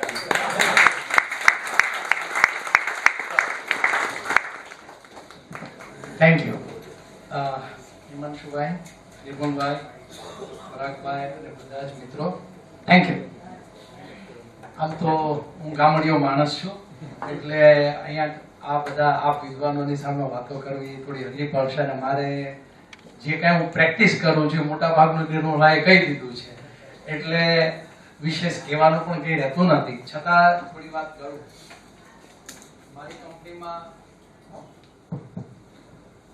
એક સૌથી પહેલો પ્રિન્સિપલ છે, હું મારા માણસોને કહું છું કે I'll take care of you, you take care of the company. That's the first principle. બીજો છે કે તમે કોઈ અહીંયા, જેમ ડોક્ટર સાહેબે કીધું કે તમે મંદિરે આવો છો અને એ પણ હ્યુમન લાઈફ સાથે કનેક્ટેડ છે અને largely I am connected with human life, the most sensitive part. એટલે હું દરેક જણને હંમેશા એ કહું છું કે તમે અહીંયા મંદિરમાં ભગવાનની પૂજા કરવા આવો છો. એટલા માટે અમારા સ્વામિનારાયણ ભગવાનને શિક્ષાપત્રીમાં એવું કીધું કે હૃદયે જીવવત જીવે યોંતર્યામિતિ સ્થિત. જીવ છે એ ક્યાં છે? આપણા શરીરમાં, તો આપણા હૃદયની અંદર બેઠેલો છે. એ જીવની અંદર ભગવાન બેઠા છે. હવે અમે હૃદયનું કામ કરીએ છીએ તો સીધી ભગવાનની પૂજા કરીએ છીએ, એટલે દરેક માણસને આ હંમેશાની ટ્રેનિંગ હોય છે. અમારા ગામડાની અંદર અમારે પટલાની બહેનો ભેંસ દોવા જાય ને ત્યારે, ભેંસ છે મૂંગું પ્રાણી છે, ગાય છે મૂંગું પ્રાણી છે, પણ ભેંસ દોવા જાય ત્યારે શું કરે? ભગર એમ કરીને માથે આમ હાથ ફરાવે અને થાપો મારે, પ્રેમથી થાપો મારે. એટલે તરત જ ભેંસ છે પરાસો વાળી છે, પરાસો વાળી છે તરત એના આંચળ ભરાઈ જાય દૂધથી. એક મૂંગા પ્રાણીને પણ આદરની અપેક્ષા છે. તો આપણે તો જીવતા પ્રાણી, આપણે તો બોલતા ચાલતા આપણા વિચારોની આપણે કરતા પ્રાણીઓ છે. એટલે appreciation is the biggest thing in life. If you can appreciate others, જો આપણે સામેવાળાને આવકારી શકીએ તો એની પાસેથી ધાર્યું કામ કઢાવી શકીએ છીએ. 3 શબ્દો છે, ખાવું, ખાડો ને ખાટલો. જીવ પ્રાણી માત્રના આ બેઝિક ઇન્સ્ટિંક્ટ છે. આને માટે કોઈ ગુરુ કરવો પડતો નથી. બચ્ચું જન્મે, માણસનું હોય કે ચકલાનું હોય કે પશુનું હોય, તો તરત જ ખાવા માટે દોડે છે. ગાય વાછડાને જન્મ આપે જંગલમાં તો વાછડું તરત જ આંચળ શોધવા માટે જાય છે. ખાવું, જન્મતાની સાથે આપણે ખાવું જોઈએ છે. ખાઈએ એટલે ખાડે જવું પડશે અને ઇન બિટવીન થાક ખાવો પડશે. ખાવું, ખાડો અને ખાટલું, આ 3 બેઝિક ઇન્સ્ટિંક્ટ છે. આના માટે કોઈ ગુરુની જરૂર નથી. મનુષ્ય જન્મમાં જ્યારે આપણે મનુષ્ય જન્મ મળે છે ત્યારે એક 4th સેન્સ આપણી પાસે છે, વિવેક બુદ્ધિ. પશુ છે એ ભૂખ્યું થાય અને એને તમે ગાળ દેશો તોય ઊભું રહેશે, એને મારશો તોય જતું રહેશે, પણ જો તમે એનો ખોરાક દેખાડશો પાછો આવશે. પણ આપણે ગમે તેવા ભૂખ્યા હોય અને આપણું કોઈ અપમાન કરે તો આપણે ખાવા બેસવાના નથી, જતા જ રહેવાના છીએ. That is the key principle for anything. Human resources is all about that. We should appreciate our people for their contribution. ત્રીજો એક મારો પ્રિન્સિપલ છે, હું મારા માણસોને કહું છું કે તમે અહીંયા નોકરી કરવા આવતા નથી, તમે બધા જ આ કંપનીના ભાગીદાર છો. ટેક ઓનરશિપ, જે સાહેબે કીધું એ. જો તમારા માણસો, તમારી સાથે એક માણસ કામ કરે, મેં મારી શરૂઆત સુરતમાં 2 માણસોથી જ કરી હતી, હું અને એક માણસ.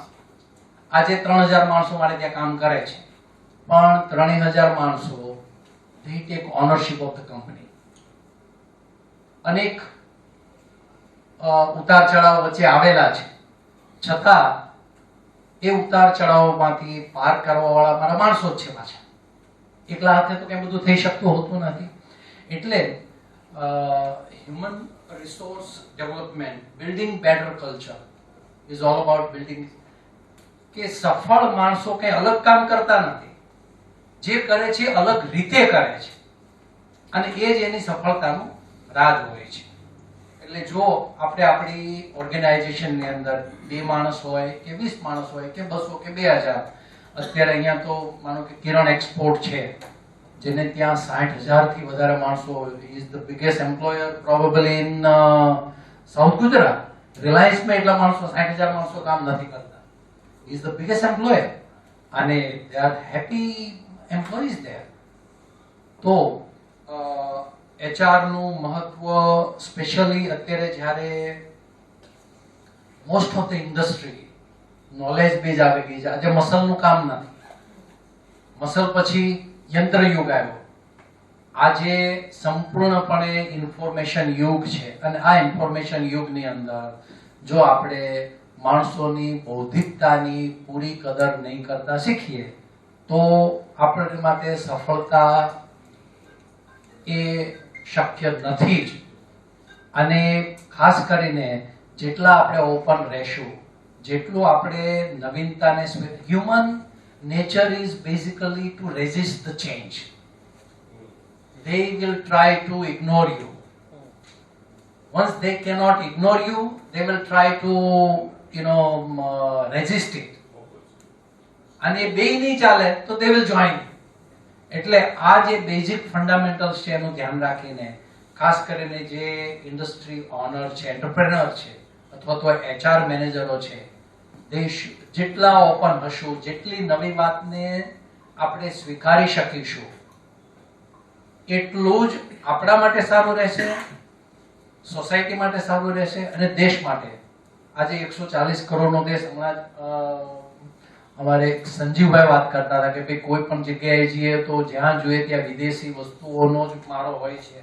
અહીંયા આપણી પાસે જેટલા ફોન છે એમાં કદાચ ઇન્ડિયામાં એસેમ્બલ થયા હશે પણ ડિઝાઇન તો એક પણ અહીંયા નથી થયો. એ આપણા દુર્ભાગ્યની વાત છે. 140 કરોડ લોકોમાંથી આપણો જ ભાઈ બહાર જઈને ગૂગલનો ચેરમેન થઈ શકતો હોય, માઇક્રોસોફ્ટનો ચેરમેન થઈ શકતો હોય કે આવી મોટી મોટી કંપનીઓમાં સફળ થઈ શકતા હોય ને અહીંયા આપણે નથી થઈ શકતા. એટલે એને માટે આપણે જ જવાબદાર છીએ. આપણે ખાલી મોદી સાહેબને આંગળી ચીંધી દઈએ કે કોઈ રાજકારણીઓને આંગળી ચીંધી દઈએ એટલું પૂરતું નથી. આપણે પોતાએ પણ વિચારવાનું થવું પડશે અને એ થઈ શકે છે. આજે હું પૂર્ણ જવાબદારી સાથે અહીંયા ડોક્ટર સાહેબ બેઠા છે એટલે વધારે જવાબદારી સાથે કહી શકું કે આ દેશમાં પણ ઉત્તમમાં ઉત્તમ શ્રેષ્ઠ ચીજો બની શકે છે. અમારું સ્ટેન્ડ અત્યારે જગતનું સર્વશ્રેષ્ઠ સ્ટેન્ડ છે. that we have proven. Unfortunately અમારે પ્રૂવ કરવા બહાર જવું પડ્યું. યુરોપની 7 યુનિવર્સિટીની 23 હોસ્પિટલોમાં અમે રેન્ડમાઇઝ ક્લિનિકલ ટ્રાયલમાં પ્રૂવ કર્યું કે અમારી પ્રોડક્ટ જગતમાં જે સૌથી વધારે વેચાતી એબોટની પ્રોડક્ટ છે, એબોટના સ્ટેન્ડ છે, એના કરતા we are 65% better. અને લાન્સેટ નામનું મેગેઝિન છે જે મેડિકલ જર્નલ છે, જે દુનિયાનું નંબર 1 મેડિકલ જર્નલ છે, કે એમાં તમારું રિસર્ચ આર્ટિકલ પબ્લિશ થાય, that itself is a big thing. અને એમાં અમારું રિસર્ચ આર્ટિકલ પબ્લિશ થયું. તો કહેવાની વાત એ છે કે સુરતના લોકોથી આ શક્ય છે કરવું. ફક્ત જરૂરિયાત છે જે એન્ટરપ્રેનરો છે એમણે પોતાના સહકર્મચારીઓને કે એમને ત્યાં કામ કરતા લોકોને પૂરતું મોકળાશ આપવી, પૂરતું પ્રોત્સાહન આપવું. સાહેબે જે 64-20-10 નો જે પ્રિન્સિપલ આપ્યો, હું 80-20 ના પ્રિન્સિપલ, 20% લોકો છે ને એ કામ કરતા હોય ને 80% લોકોને નભાવવાના હોય છે. ખોટું કરનાર 1% હોય પણ એને માટે 99% લોકોને તમે દોષ દેવા તો કોઈ દિવસ કંપની સફળ ના થઈ શકે. એટલે અમારે ત્યાં પહેલો પ્રિન્સિપલ છે, કોઈને ક્યારે પણ ચોર નજરે જોવાના જ નહીં. ચોરી કરતો એને પણ ચોર નજરે નહીં જોવાનું, પકડાઈ જાય એટલે રવાના કરી દેવાનું. I trust my people more than myself. કારણ કે મને હું ભૂલ કરતો હોય મને દેખાતી નથી, બીજા માણસોને દેખાતી હોય. એટલે when you trust people they will deliver it definitely. બસ આટલું કહીને હું થેન્ક યુ. તળપદી ભાષામાં સીધી ઉતરી જાય એટલી સરળ વાત આપણે કરી. આપ સૌને વિદિત હશે કે એમણે જે સ્ટેન્ડની વાત કરી, આપ અમારા માટે સુરતનું ગૌરવ.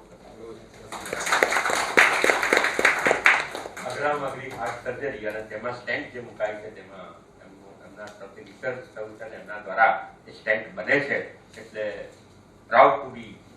અમે શિવખેડા આવ્યા હતા ત્યારે મને યાદ છે 2002માં શિવખેડા સાહેબના પ્રોગ્રામમાં પણ આ હતા ત્યારે એમણે આ વાતનો ઉલ્લેખ કરેલો હતો કે આ ગૌરવની વાત છે. એમને તો ભારતની વાત કરી તો આપણે બધા શીખી છીએ એટલે આપણે પણ એના કરતા કેટલું ચડિયાતી વાત થાય. ખૂબ સુંદર વાત આપે કરી. ભેંસવાળી વાત બહુ ગમી છે એને પણ જો હાથ કરવામાં આવે તો એ બધું દૂધ આવે અને એના આંચળમાં પણ દૂધ થાય. ખાવું ખાડો અને ખાટલો વન્ડરફુલ. તમે જે છેલ્લો મુદ્દો બ્રેઇન ડ્રેઇન નો કહ્યો ને એના પર હું આવીશ કારણ કે આપણી જિમ્મેદારી છે. તમે એમ્પ્લોયમેન્ટ આપો છો, તમે એમ્પ્લોયમેન્ટ આપો છો, તમે સ્ટુડન્ટ તૈયાર કરો છો, છતાંય વાસ્તવિકતા એ છે કે એને એમ લાગે છે કે મને પૂરતી ઓપોર્ચ્યુનિટી અહીંયા મળતી નથી. એક બહુ સુંદર વાત આપણે કરી કે એપ્રિશિએટિવ કલ્ચર કરવું, ભૂલો કરે તેને પણ ઇગ્નોર કરવી. હમણાં હું એક બહુ મજાની એક જગ્યાએ મેં વાંચ્યું હતું, કયા પ્રોગ્રામમાં કહ્યું કે મને એમ થયું હું પાછો કઈ વાત કરું પણ હવે તમે મને ચિંતું ભર્યું એટલે મારે વાત કરવી પડશે. બે પંક્તિઓ બહુ સરસ મજાની એક જગ્યાએ મારે વાંચવામાં આવી હતી.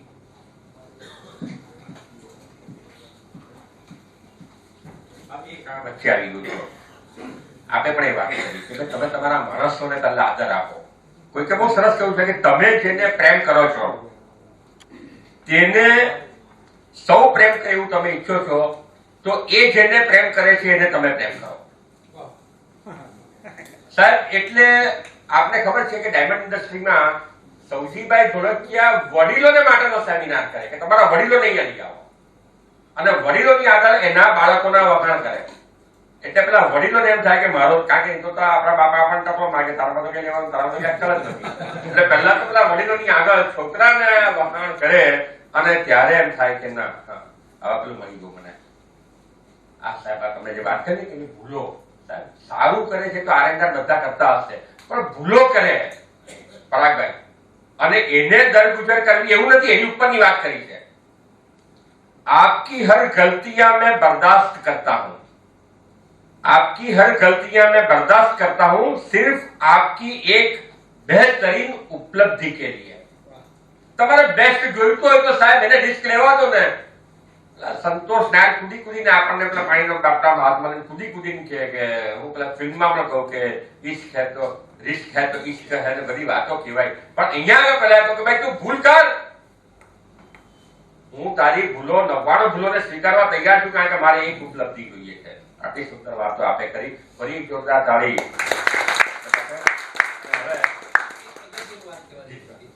માફ કરજો. બીજું ક્યારે જાહેરમાં માણસોની ઇન્સલ્ટ નહીં કરવાની, ખૂણે બોલાવીને કહેવાનું. મેં આજ સુધી કોઈ પણ માણસને જાહેરમાં ક્યારેય ઉતારી કાઢ્યો નથી. ખૂણે બોલાવીને જરૂર કહેવાનું એને જે કહેવું હોય એકલાને કે જેથી કરીને ક્યારેય તમને મુશ્કેલી. સાહેબ એને તકલીફ થાય ને એને જાહેરમાં આપણે કંઈક કહીએ એને તકલીફ થાય ને એના કરતા આપણને વધારે થાય. રાત્રે આપણને ઊંઘ નહીં આવે તો ઊંઘી જાય. When you are good to others, you feel the best within. When you are bad to others, you feel the worst within. દીકરાને તમાચો રાત્રે મારી દઈએ એ તો ઊંઘી જાય આખી રાત આપણે જાગીએ. તો આટલી વાત સાથે હવે હું જેના સૌથી વધારે જેના માટે ચિંતા છે ને આવતીકાલની ભવિષ્યની તે ડોક્ટર પરાગભાઈ સંઘાણી છે. પરાગભાઈ આપની વાતને ન્યાય આપો. માન્ય હિમાંશુભાઈ, રમેશભાઈ, વડીલ ધીરજ sir and Nirmal sir and all the participants. I will start with the one thing. Sir Hindi Gujarati ચાલવા હિન્દી ગુજરાતી સૌરાષ્ટ્ર એટલે જે ટોપિક છે human resource for the bringing the better culture, I have objection with that કે આપણે જો હ્યુમનને રિસોર્સ કહેશું, જે ધીરજ સરે વાત કરી કે નિર્મલ સરે વાત કરી, ત્યાં જ એ વસ્તુ આવે છે હ્યુમનને જો રિસોર્સ માનશું તો ક્યારેય they will not be able to build a culture. Human is capital and that's where કોઈ પણ વર્લ્ડની ટોપ નોચ સંસ્થાઓ દેશો કે જે નામી આવી છે they consider them as a capital અને હજી પણ આપણે એને રિસોર્સ સમજીએ છીએ and that's where we try to exploit, કે જેમ મારા મશીનને કેમ વધારે વાપરી શકું, મારું લેન્ડનું કેમ વધારે યુટિલાઇઝેશન કરી શકું. So basic perspective has to change કે human is not a resource, human is a capital and we need to invest on that. તો જ જેને કહેવાય કે કોઈ પણ સંસ્થા સફળ થઈ શકે. નિર્મલ સરે કે ધીરજ સરે વાત કરી, હું એના ઉપર જ બિલ્ડ કરીશ. એમણે જે વાત કરી, જ્યાં સુધી એન્ટરપ્રેન્યોર પોતે ઇન્વોલ્વ છે ત્યારે ઘણી બધી વસ્તુઓ એ પોતે ઇન્વોલ્વ થઈને કરી શકે છે, કે આ મારું છે એવી ભાવના એમ્પ્લોયીમાં લાવવી, કોઈ એમ્પ્લોયીને એમને. પણ જ્યારે સંસ્થા મોટી થતી જાય છે, when it grows, it's very important and that is where આ ડિપાર્ટમેન્ટનું કામ છે, હ્યુમન રિસોર્સ ડિપાર્ટમેન્ટ. કારણ કે જ્યાં સુધી 10 માણસો 20 માણસો તમારો ડાયરેક્ટ ટચ છે ત્યાં સુધી તો તમે પોતે જ HR ફંક્શન લો છો. આજે એમના નાના મોટા પ્રસંગોમાં તમે એમને મદદ કરો છો, પણ જ્યારે તમે તમારા સિક્યોરિટી ગાર્ડ, કે આજે રિલાયન્સના પ્લાન્ટમાં કોણ સિક્યોરિટી ગાર્ડ છે મુકેશભાઈને ખબર નથી, એના પ્રશ્નો કોણ સમજશે?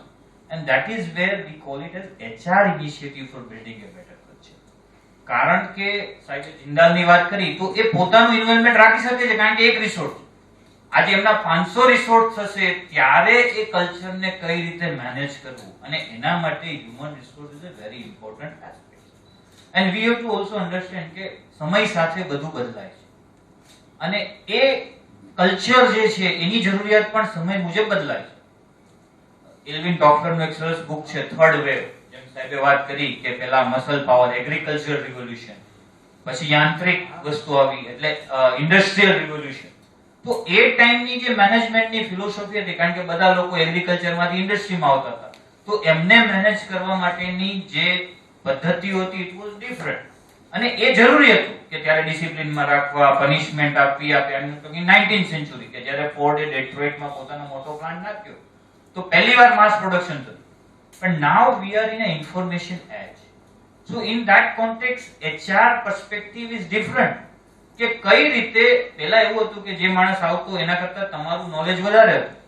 આજની તારીખમાં કોઈ પણ IT ઇન્ડસ્ટ્રી કે બાયોટેકનોલોજી ઇન્ડસ્ટ્રીમાં નવો માણસ આવશે, એનું નોલેજ કદાચ એના બોસ કરતા વધારે હશે, કે આજે IT ઇન્ડસ્ટ્રીમાં આવે તો એમને કેમ મેનેજ કરીશું. અને અગેન બિલ્ડિંગ એ કલ્ચર. આજે કોઈ પણ ટોપ નો જ બ્રાન્ડ લો, કે તમે કોઈ પણ ટોપ કંપની સાથે, સાચી વાત કીધી કે 100 ઇન્ડસ્ટ્રી ટોપ બ્રાન્ડમાં આપણી કોઈ બ્રાન્ડ આવતી જ નથી. આજે હું એમ કહું કે તમારે કઈ કંપનીમાં કામ, હું અમારા વિદ્યાર્થીઓની વાત કરું, IT કે કમ્પ્યુટર કઈ કંપનીમાં કામ કરવું, સાહેબ અમારે ગૂગલમાં કામ કરવું, સાહેબ અમારે એપલમાં કામ કરવું. કોઈ એમ નહીં કે હું ભારતની આ કંપનીમાં કામ કરવા માંગુ છું. વાય? અને ધેટ ઇઝ વેર મલભાઈ બહુ સરસ ટોપિક લીધું છે, કલ્ચર. અને કલ્ચર એવી વસ્તુ છે ને કે જ્યાં તમને કામ કરવાનું મન થાય, જેની સાથે તમે કનેક્ટ થઈ શકો, and that is where lot of initiatives world over અત્યારે તમે જોશો તો ઘણી બધી HR જે અત્યારે મેજર ચેલેન્જ છે કે કલ્ચર સામે બેઠા હોય તો બિલ્ડ કરવું, પણ જ્યારે રિમોટ વર્કિંગમાં મારો એક જાપાનમાં છે ટીમનો મેમ્બર, એક જર્મનીમાં છે, તો હું કલ્ચર કેવી રીતે બિલ્ડ કરીશ? એના માટેની ચેલેન્જ ઉપર પણ ઘણું બધું રિસર્ચ અત્યારે હાર્વર્ડ અને ઘણી બધી સંસ્થાઓ કરી રહી છે કે રિમોટ વર્કિંગની અંદર કલ્ચર કેમ બિલ્ડ કરશું. સામે બેઠા છો તો આપણે એકબીજાને સમજી શકશું. નાઉ ધીઝ આર ધ ચેલેન્જ. પણ કોઈ પણ મોટી કંપની બનાવવા માટે એક જે વાતાવરણ બનાવવું છે, ઘરમાં જે ઘરમાં લાગુ પડે છે એ જ કંપનીમાં લાગુ પડે છે. કે ઘરમાં એક મોભી સારા હોય, બધાની અંદરોની એવા કરી શકતો, same way leadership, where HR is to nurture that leadership. તો એના માટે શું કામ કરે છે?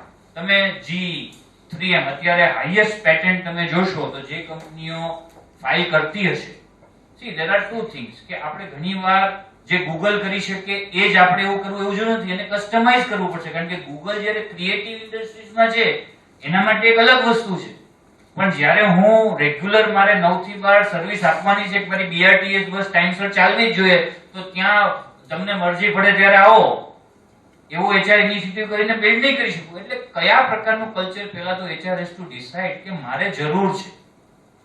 બધી જ જગ્યાએ flexi timing will not work, પણ એની સાથે કોર કન્સેપ્ટ તો સેમ જ રહેશે કે મનુષ્યને મનુષ્ય સમજી અને આપણે જો એમને ટ્રીટ કરીશું તો automatically culture will build.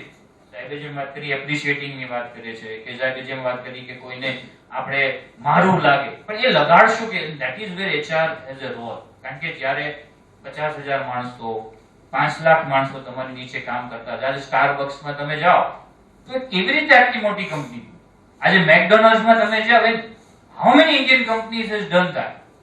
The reason behind that, we are still not understanding the building a legacy of a અને એ આપણા વેદોમાં, આપણા પુરાણોમાં ઘણી બધી વાતો કરેલી છે જેનું અમલીકરણ આપણે આપણા ઓર્ગેનાઇઝેશનની અંદર the Indians are the biggest hypocrites. આપણે હું ભગવાનનું નામ બેસીને મારી ઓફિસમાં લખીશ પણ મારું કામ નહીં કરું. When I was working in some of the abroad, I have a 15 to 18 nations, people under me.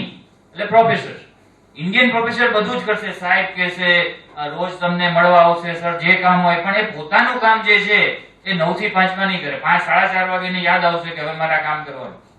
જ્યારે અમેરિકન્સ છે, he will very particular, he will not come on Saturday, Sunday, he will not say you sir, but he will complete his task on that, and that we are not embedding in our students, in our culture કે કામ એ મારો મોટો ભગવાન છે. And that is where what we are trying to say, that good culture building requires a lot of efforts, and there is a role of HR. દરેક કંપનીની અંદર આજે તમે જોશો કે 3M, તમે 3M ની પ્રોડક્ટ જો કાર થી માંડીને બધી જ જગ્યાએ છે. How they build that culture કે આટલું નવું ઇનોવેશન, કે તમે મેડિકલ ટેકનોલોજીમાં બી જોવો, કારમાં બી જોવો, હાઉસમાં બી જોવો, G. Now how they build that culture? If you look into all these case studies, you will find that there is a consistent effort. આપણે કહીએ છીએ એ જ વાત છે કે એમને મનુષ્યને, પણ એમને પણ ઇન્ફોર્મેશન વર્કરને તમારે એ સ્પેસ આપવી પડે. ખાલી પૈસા આપશો, ખાલી જેને કહેવાય કોઈ પોઝિશન આપશો, so that will not work. હવેની જનરેશન્સને તમારે કામ કરવાની મજા પણ આપવી. 3M as a policy કે તમે તમારો 10% થી 15% ટાઈમ તમને ગમતા પ્રોજેક્ટ ઉપર રાખી. આજે યુનિલિવર એઝ અ પોલિસી કે તમે 1 કરોડ સુધી નુકસાન કરો, તમને કોઈ નહીં. So this is where the role of HR to building the policies, there is the role of HR to influence the leadership કે કઈ રીતે નોલેજ વર્કર્સ ને આપણે મેનેજ કરી શકીશું. and that's where કોઈ પણ લોંગ લાસ્ટિંગ બ્રાન્ડ બનાવવા માટે કલ્ચર, કારણ કે મનુષ્ય ચાલ્યો જશે પણ એની પાછળની જે કલ્ચર કે જે પ્રેક્ટિસ એમને રાખી છે. સાહેબે વાત કરી કે ભાઈ મારે 300 વર્ષ સુધી 500 વર્ષ સુધી મારી હોસ્પિટલ ચાલુ. That is only if we are able to build a culture, and there is a huge role of HR to understand the transformation happen in external environment. કે પહેલા તમે 5000 રૂપિયા વધારે આપો તો લોકો જોઈન થતા હતા. Now they will look કે મને કામ કરવાનું ક્યાં મળશે, કયું ટીમ છે, કઈ કલીગ છે, શું આપણી પોલિસીસ છે. અમે પીપી યુનિવર્સિટીમાં ઘણો એક્સપેરિમેન્ટ કરી કે આજે પ્રોફેશનમાં we are the first university we started the menstruation cycle leave કે 5 દિવસની અમારા વુમેન એમ્પ્લોયીને, કારણ કે તમે પોતે અનુભવેલું છે કે આપણા મધર કે સિસ્ટર્સ કે એને menstruation cycleમાં પ્રોબ્લેમ્સ થતા હોય તો why can't we give them a leave? Now this is something, this kind of things we need to initiate and understand. કે relocation leave કે લોકો આવે બીજી જગ્યાએથી, મારે યુનિવર્સિટીમાં we have more than 18 state faculty, પણ તો હું એમને લાવું છું તો relocation leaves I see this will build a culture. Ownership ફક્ત કહેવાથી ને વાતો, and we many times I have seen many Indian companies what you speak and what you act, preaching and acting as a law. મારે સારામાં સારો વિદ્યાર્થી ઘણી ઇન્ડસ્ટ્રીમાં કહું છું, બધા કે મને સારામાં સારો મેન પાવર છે, પગાર તો હું ઇન્ડિયન આપીશ, મારે talent national. So that will not work. And until unless your basic needs, Maslow's need hierarchy, until unless your basic need fulfills, all other things cannot happen. હું પગાર સારો નહીં આપું પણ રોજ મારી પાસે બેઠા તપતપાઈશ, વાહ બેટા બહુ સારું, it will not work.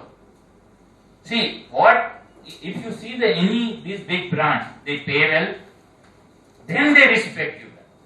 We don't want to do that. We don't want to pay well.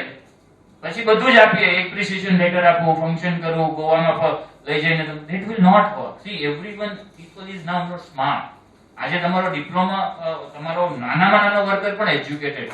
પહેલા એવું ચાલતું હતું, હવે નહીં ચાલે. First you do the basic things what you practice. We are world class, then world class in all aspects. Don't see only in performance world class, but in pay package we are Indian. So that is where I am trying to say lot of role of HR. And there are a lot of new work practices are coming up in many companies. to handle the remote working, work from home working, and you can see that, and they have a special party, right? I have seen, many in the COVID people had done that. ઘણાને કંકોત્રી આવી હોય તો ઘરે જમવાનું આવે, tiffin આવી જાય, right? That's how people have done marriage. Many conferences have done like that. કે તમને food ને બધું, it will be delivered. So you have a party, a virtual party. So there are a lot of new initiatives are happening and a new way of living people are doing. But HR has to understand that HR is the key role to put all these changes to the leadership and bringing into the organization so that we can build a culture. And there is good, bad and ugly. And you analyze this, there are a lot of research happen on that, building the culture. And that's where leaders' role or entrepreneur's role is very, very important to build that culture and direct HR. Like Infosys or TCS, if you see that, this all comes from the top to, that, and that's where we can discuss further that what are the strategies where HR can inculcate that culture, because it's continuously you have to put forward, and then we will be able to do that. But we take it forward into the work session. Thank you so very much, sir.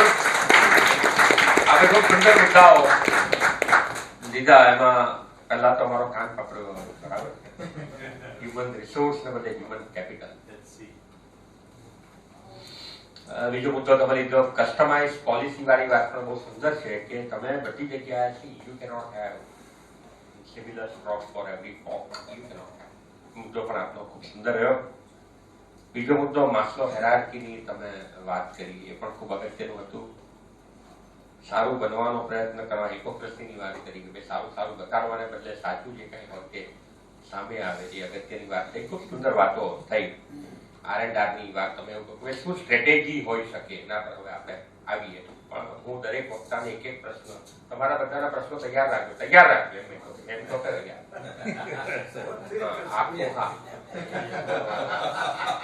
જન્મજાત. પણ મારે એક પ્રશ્ન નિર્મલ doctor સાહેબને કરવો છે. સાહેબ, સુરતમાં જયારે જયારે ક્રાઇસિસ આવ્યા ને ત્યારે આ હેલ્થના કેટલાક લોકો જાગૃત રહ્યા, પણ કેટલાક કામો બહુ અઘરા છે.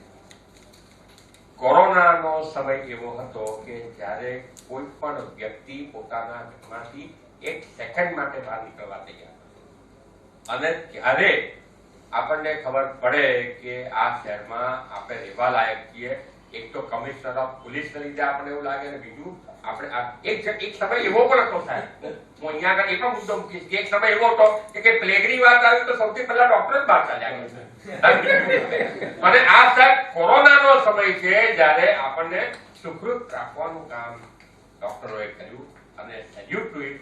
અને એના એ પરિસ્થિતિના જે હેડ હતા તે ડોક્ટર નિર્મલ ચોરાસિયા હતા. તો સર પ્રશ્ન એ છે કે આ પરિસ્થિતિમાં કમિટમેન્ટ અંદરથી પૂરવું, એને માટેનું કલ્ચર આપ કેવી રીતે બનાવી શકો તે કહો. બરાબર છે? આપે પ્રશ્ન સરસ કર્યો છે, અને અમારા જે એક્ઝામ્પલ છે એની સાથે જ વાત કરીશ. 94માં જ્યારે પ્લેગ થયું, પહેલી વાત તો એ છે કે પ્લેગ કેવી રીતે થાય છે, કેવી રીતે પસરે છે, બધી ચોપડામાં વાંચેલી વાતો હતી, ડાક્ટરોને બી ખબર નહીં હતી.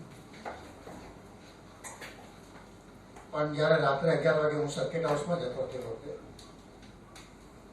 ઠાકોરભાઈ નાયક મિનિસ્ટર હતા અને અહીંયાના બધા અધિકારીઓ બેઠા હતા.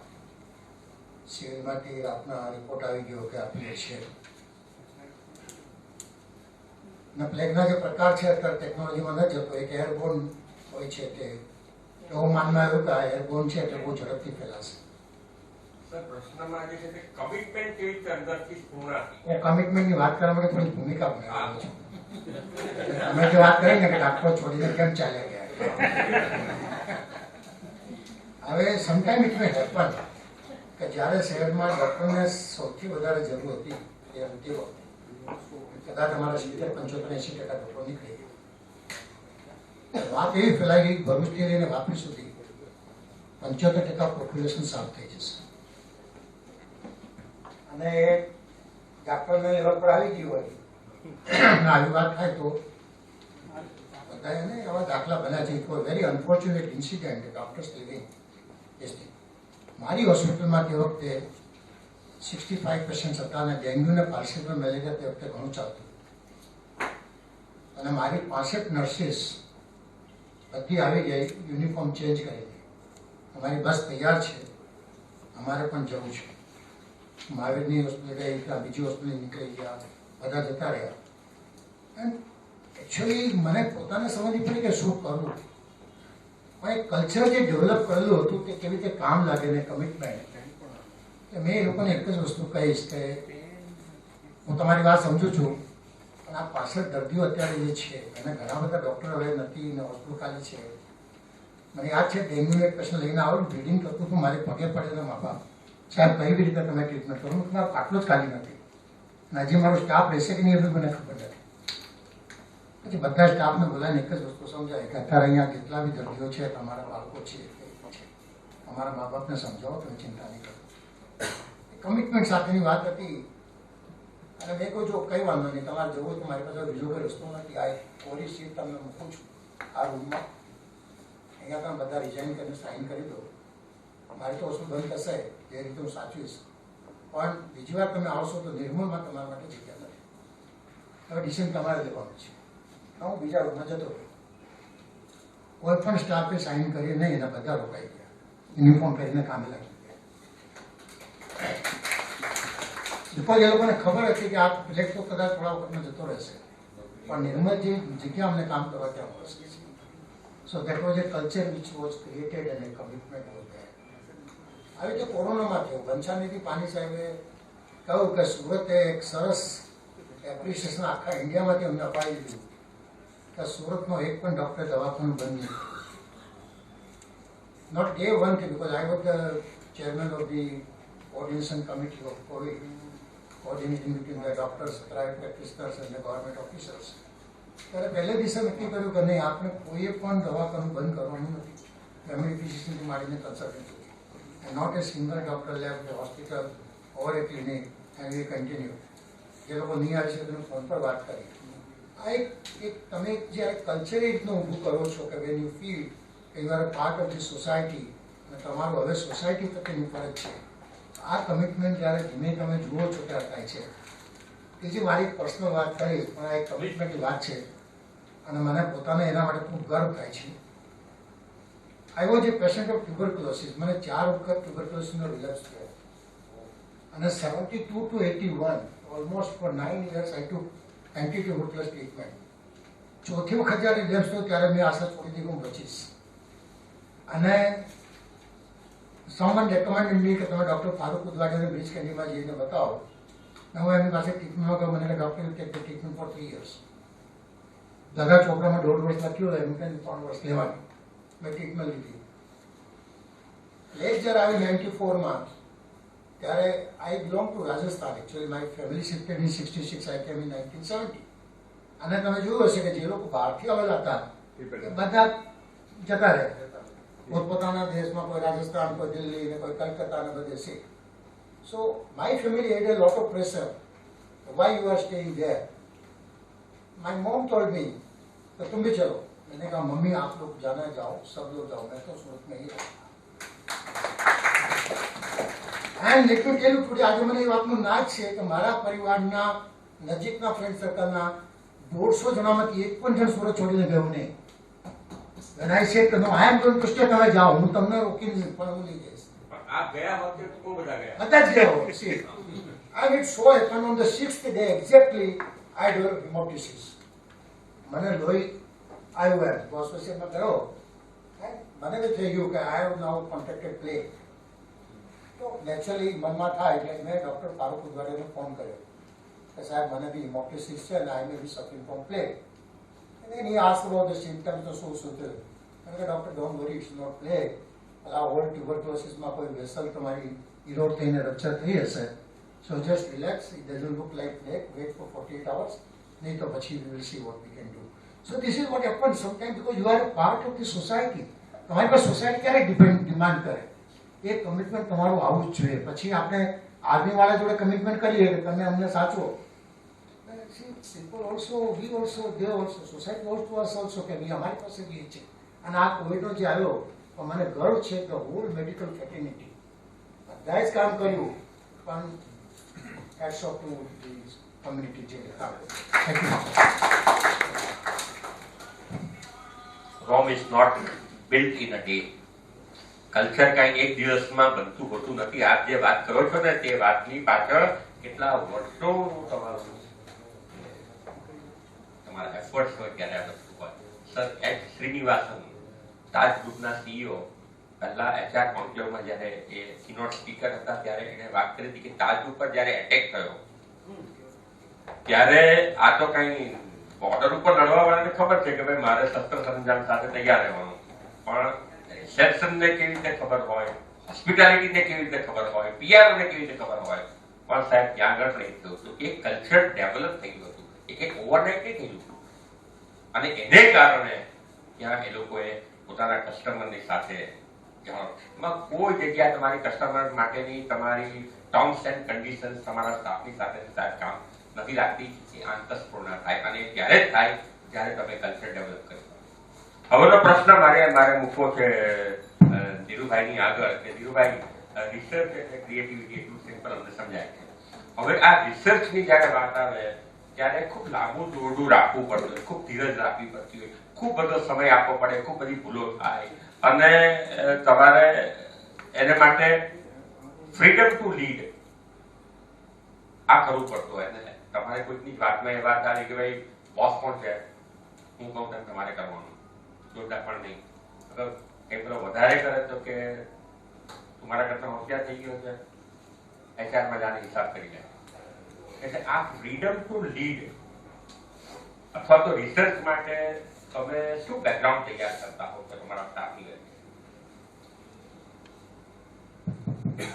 પહેલી વસ્તુ કે બોસ એટલે બોસ ડાયો હોય એવું માનવાનું જરૂરી હોતું નથી. અને એક ગોલ્ડન પ્રિન્સિપલ છે કે manager should always employ smarter than himself. જો હું મારા કરતા ડાયા માણસોને ન રાખું તો એ મને શું કરી આપવાના? જો હું જ મારી જાતને ડાયો હોઉં અને મારી નીચે મારા કરતા ઓછા ડાયાનો રાખું તો મને કોઈ દિવસ સારું કામ આપી શકે એમ નહીં. એટલે પહેલી વસ્તુ I always tell my people કે હું તમારા કરતા ઠોઠ છું, તમે મારા કરતા હોશિયાર છો. આ પેલો પ્રિન્સિપલ. અને એઝ એ એન્જિનિયરનું કામ છે કે ક્યાં મુશ્કેલી છે, ક્યાં પ્રોબ્લેમ છે એ જોવાનું. Try to find the problem, understand the problem, then try to hypothesize the solution for that, work on a solution, find a solution, and then deliver it. So basically research ની અંદર એક તો મારું નામ જ ધીરજ છે એટલે પેશન્સ તો અનાપ શનાપ જોઈએ. મેં સાહેબે જેમ કીધું ટ્યુબરક્યુલોસિસ નું, I am a cancer survivor. This is my third life. 6 વર્ષ હોસ્પિટલમાં ગયા પણ એક દિવસ પણ પલ્સ મેં ગુમાવ્યું નથી. The most complex surgery, people failed 3 times. અને એ દરેક વખતના મારા વિડિયો જોશો તો મારા મોઢા ઉપરથી કોઈ દિવસ સ્માઈલ ગયું. એટલે બેઝિકલી ધીરજ રાખો, અને રિસર્ચમાં તો ધીરજ રાખવી જ પડે. કારણ કે પહેલી એડિસને he found out 9,999 things which didn't work. You know?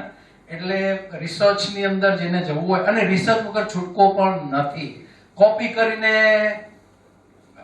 સફળતા મળે પણ હવે એ કોપી તો કોપી જ રહેવાની છે. જો ઓરિજિનલ કંઈક કરીએ તો થાય. એટલે રિસર્ચ માટે ધીરજ, અને હંમેશા નવું વિચારવાની એક અંદરથી આવડત આવવી જોઈએ. અને દરેક માણસમાં ભગવાને બુદ્ધિ મૂકી જ છે, એને આપણે સ્વીકારવું જોઈએ. અને મારા કરતા સામેવાળો હોશિયાર છે એ પહેલા સ્વીકારવાનું, એટલે એમાંથી કંઈક નવું થઈ શકે છે. Thank you very much sir. મારો પ્રશ્ન બસ આ એક પ્રશ્ન એમ ને મારું કામ પતી ગયું. તમે get it. No, I want to make one suggestion, addition to हमारे VC साहब ने जो बोला संदीप भाई ने कि क्या मैं अभी बोलूं या मैं थोड़ा रुकूं? I can मैं ये फ्लोर ओपन ही कर रहा हूँ। एक सवाल मुझे, please, please, नहीं तो मुझे पराग सर पकड़ेंगे बात please, करके। please, please, એક સવાલ ઉનકે लिए please, please. Sir, Parag sir, આપણે મેં કહ્યું કે ભાઈ ભવિષ્યની તૈયારીઓ આપણે યુવાનોમાં કરતા હોઈએ છીએ અને એક બહુ સળગતો પ્રશ્ન એ આવ્યો કે ભાઈ ઇન્ડિયામાં 1000 જે ટોપના કે 100 ટોપની કંપનીઓ એ યુવાનો ભારતમાં પસંદ કરતા હોય, બ્રેઇન ડ્રેઇનનો મુદ્દો આપણી સામે આવે છે અને કેટલીક વાર મારું પણ થોડું યુવાનો સાથે, સ્ટુડન્ટ સાથે ઇન્ટરેક્શન રહ્યું છે, તો ઘણીવાર એવું થતું હોય છે કે યુવાનોના મનમાં સપનાઓ એટલા બધા મોટા, કંઈક પણ શરૂ કરે, જોબ શરૂ કરે તે પહેલા એના મનમાં સપનાઓ એટલા મોટા કોઈને કોઈ રીતે લાવવામાં આવતા હોય છે, જેને કારણે એને પહેલો દિવસ નોકરીનો ત્યાંથી શરૂઆત જ એને બહુ અઘરી પડતી હોય અને બ્રેઇન ડ્રેઇનનો મુદ્દો તો ઉભો જ છે, પરંતુ જે બ્રિજ થવું જોઈએ એમ્પ્લોયર એમ્પ્લોયની વચ્ચે, એ કામ કોલેજ લેવલ પર, યુનિવર્સિટી લેવલ પર આપ કેવી રીતે કરો છો, એનું ગ્રુમિંગ કેવી રીતે કરો છો, એ પ્રશ્ન. એટલે આ બે વસ્તુ છે કે થોડું જે આપણે એજ્યુકેશન વ્યવસ્થામાં સ્કૂલ લેવલથી ચેન્જ થયા, કારણ કે બ્રિટિશરની જે ગુલામીની માનસિકતા આપણામાં રહી, સાહેબ એટલે કોણ જે કામ ન કરે, કે બેસે, ઓર્ડર આપે અને બધાને સાહેબ થવાનું એક કલ્ચર આપણે ઊભું કર્યું education system, where we have removed skill નું ઇમ્પોર્ટન્સ, કે જે કામ કરે ને એ નાનો માણસ અને જે કામ ન કરે એ મોટો માણસ. એટલે એ જે સ્કૂલ લેવલથી ચાલતું આવે છે, which has created a lot of problem, કે કોઈ પણ અત્યારે અમે વિદ્યાર્થીઓને કામ નથી કરવું, કામ કર્યા વિના પૈસા. So that until unless we change with the our school system, કારણ કે તમે વર્લ્ડની જેટલી પણ ઇનોવેટિવ સોસાયટી જો, સાઉથ કોરિયા છે કે આ ફિનલેન્ડ છે કે everywhere they have included skill અને સ્કિલનો ઇમ્પોર્ટન્સ. બીજું આપણા સમાજની માનસિકતા, એક સિવિલ એન્જિનિયર છે 8000 રૂપિયાના પગારમાં નોકરી કરશે, પણ કોન્ટ્રાક્ટર છે 80000 રૂપિયા મહિને કમાય છે તો પણ લગ્ન માર્કેટમાં એની વેલ્યુ નથી. પ્લમ્બિંગ નું કામ કરીને 1 લાખ રૂપિયા કમાવો છો, પણ મિકેનિકલ એન્જિનિયર કરીને 4000 રૂપિયા કે 10000 રૂપિયા. તો આ જે વી વેન્ટ ટુ ડેનમાર્ક, અમે અમે કોલોબરેશન માટે ગયા, ત્યાં ગાર્ડનિંગ માટેનો ખાલી બંગલાના ગાર્ડનિંગનો 4 વર્ષનો કોર્સ થાય છે અને એ વધારે કમાય છે અને કમાણી સાથે એમનું સોશિયલ સ્ટેટસમાં કોઈ ફરક નથી. હું ઓસ્ટ્રેલિયા હતો તો ઓસ્ટ્રેલિયામાં વાઇસ ચાન્સેલરના છોકરો અને એજમાં જે જેનેટર તરીકે કામ કરતી હોય એ લેડીઝનો છોકરો બે એક જ સ્કૂલમાં ભણે છે અને બેયને ઇક્વલી કામનું ઇમ્પોર્ટન્સ. તો આ જે કારણ છે એને હિસાબે ઘણા બધા લોકોને વિદેશમાં જે ત્યાં શું કામ કરો છો ઇમ્પોર્ટન્ટ નથી. તમે ડ્રાઈવર છો, તમે ટોયલેટ સાફ કરો છો, તમે આ કરો છો, still you give the same status because you are working and you are earning your living. તો આ જે ચેન્જીસ જ્યાં સુધી આપણી શિક્ષણ વ્યવસ્થામાં નહીં થાય ત્યાં સુધી we will not be able to make this brain drain, કારણ કે we don't value the skills, અને that is where અમે અમારી યુનિવર્સિટીમાં ઘણા બધા ઇનિશિયેટિવ લઈએ છીએ કે મેન્ડેટરી. સાહેબ એ જાણવા છે કે એ શું ગ્રુમિંગ થઈ રહ્યું છે કે તું પહેલે દિવસે જશે કે તને સીધો આટલો મોટો પગાર ને ગાડીના નથી મળવાનું અને તારે પ્રૂવ કરવું પડશે, એને માટે આપણે શું ગ્રુમિંગ છે એ માટે કે આજે અમે મેન્ડેટરી ઇન્ડસ્ટ્રી એન્ગેજમેન્ટ પહેલા વર્ષથી રાખી કે 6 મહિના ઇન્ડસ્ટ્રી સાથેના પાર્ટનરશિપના કોર્સિસ ચાલુ કર્યા કે તમે અમે બહાર નીકળ્યા પછી એને ટ્રેન કરવાની જરૂર નથી. વી સ્ટાર્ટેડ એનજી ઇન્ડિયા સાથે અમે એક ટાઈપમાં બીકોમ પ્રોગ્રામ ચાલુ કર્યો કે પહેલા વર્ષથી they partner in delivering the course, એટલે 4 વર્ષે એમને જેવો છોકરો જોઈએ છે એ એવું એમને એવું નહીં કે પછી તમે લઈ જાઓ. So that is one initiative. Every semester we have 6 months training we have introduced કે જે ઇન્ડસ્ટ્રીમાં એમને કામ, that is increasing and valuing the skill. એ સાથે સાથે એક બીજો મહત્વનો મુદ્દો જે આપણે શિક્ષણમાં ગયો, એવોઇડિંગ સ્પિરિચ્યુઆલિટી. ધર્મનિરપેક્ષતાના નામે આપણે સ્પિરિચ્યુઆલિટીને એજ્યુકેશનમાંથી બહાર કાઢી. તમે કોઈ પણ જગ્યાએ જોવો તો એ જ્યાં સુધી એ સ્પિરિચ્યુઆલિટી નથી, મારું પોતાનું સમજવું, મારું કામ છે, મને સેટ પૈસા, એ આવશે ક્યાં? તો સંસ્કારને આપણે જે શિક્ષણમાંથી દૂર કર્યા કે રેગ્યુલર પ્રાર્થના કરવી કે રેગ્યુલર એ બધું એક ધાર્મિક ઓલું થઈ ગયું. તો that's where we started a 60 hours module of IPDC, જે બીએપીએસ સંસ્થા સાથે અમે first we have invested heavily on that, અને હવે તો 1.5 લાખ છોકરાઓ એ કોર્સ કરી રહ્યા છે. But this is the we have the pioneer કે એમનો આઈક્યુ, ઈક્યુ, એસક્યુ, પીક્યુ બધા ઉપર કામ કરવાની જરૂર છે. શિક્ષણ is not only head, heart and hand also has to be included into that, and that is where if we change that, કે મારું કન્વોકેશન થાય તો તમે 2 વર્ષના ફોટો જોજો, કાળા ડગલા સાથે ન હોય. લાસ્ટ યર અમે 400 યજ્ઞની વેદી કરી અને વૈદિક રીતે, અને મારે ત્યાં મુસ્લિમ છોકરા બહુ છે તો એમની કલામ પડાય, પણ એનું કન્વોકેશન થાય ત્યારે આ બધી જ વસ્તુ થાય કે જેથી spirituality is a part of education. શિક્ષણ એ ખાલી તમને સારો એન્જિનિયર કે ડોક્ટર નહીં બનાવે, સારો માનવ બનાવે. So that is wear we have to involve that into. Thank you sir. હવે આપના પ્રશ્નો શરૂ કરીએ આપણે. આપનો પ્રશ્ન પછી પમનાની સાહેબ અને બાકી બધા તૈયાર રહેજો. પ્રિસાઇઝ सजेशन है. We have spent almost 1.5 years, but I think we are agnostic to speaking specifics. There is a word written there, better culture, which is associated with society. Society, this is not society, these are professionals. And if I just add one simple, like he said, our VC sahab said, HR it should be human capital. Like I would like to make it better work culture. Okay. My society, what I do as a culture, what I eat, what I wear, what I practice as a religion is a different thing. My thinking, my orientation is all, but my work culture, my work culture is subset of my culture. Certainly, my culture affects my work culture.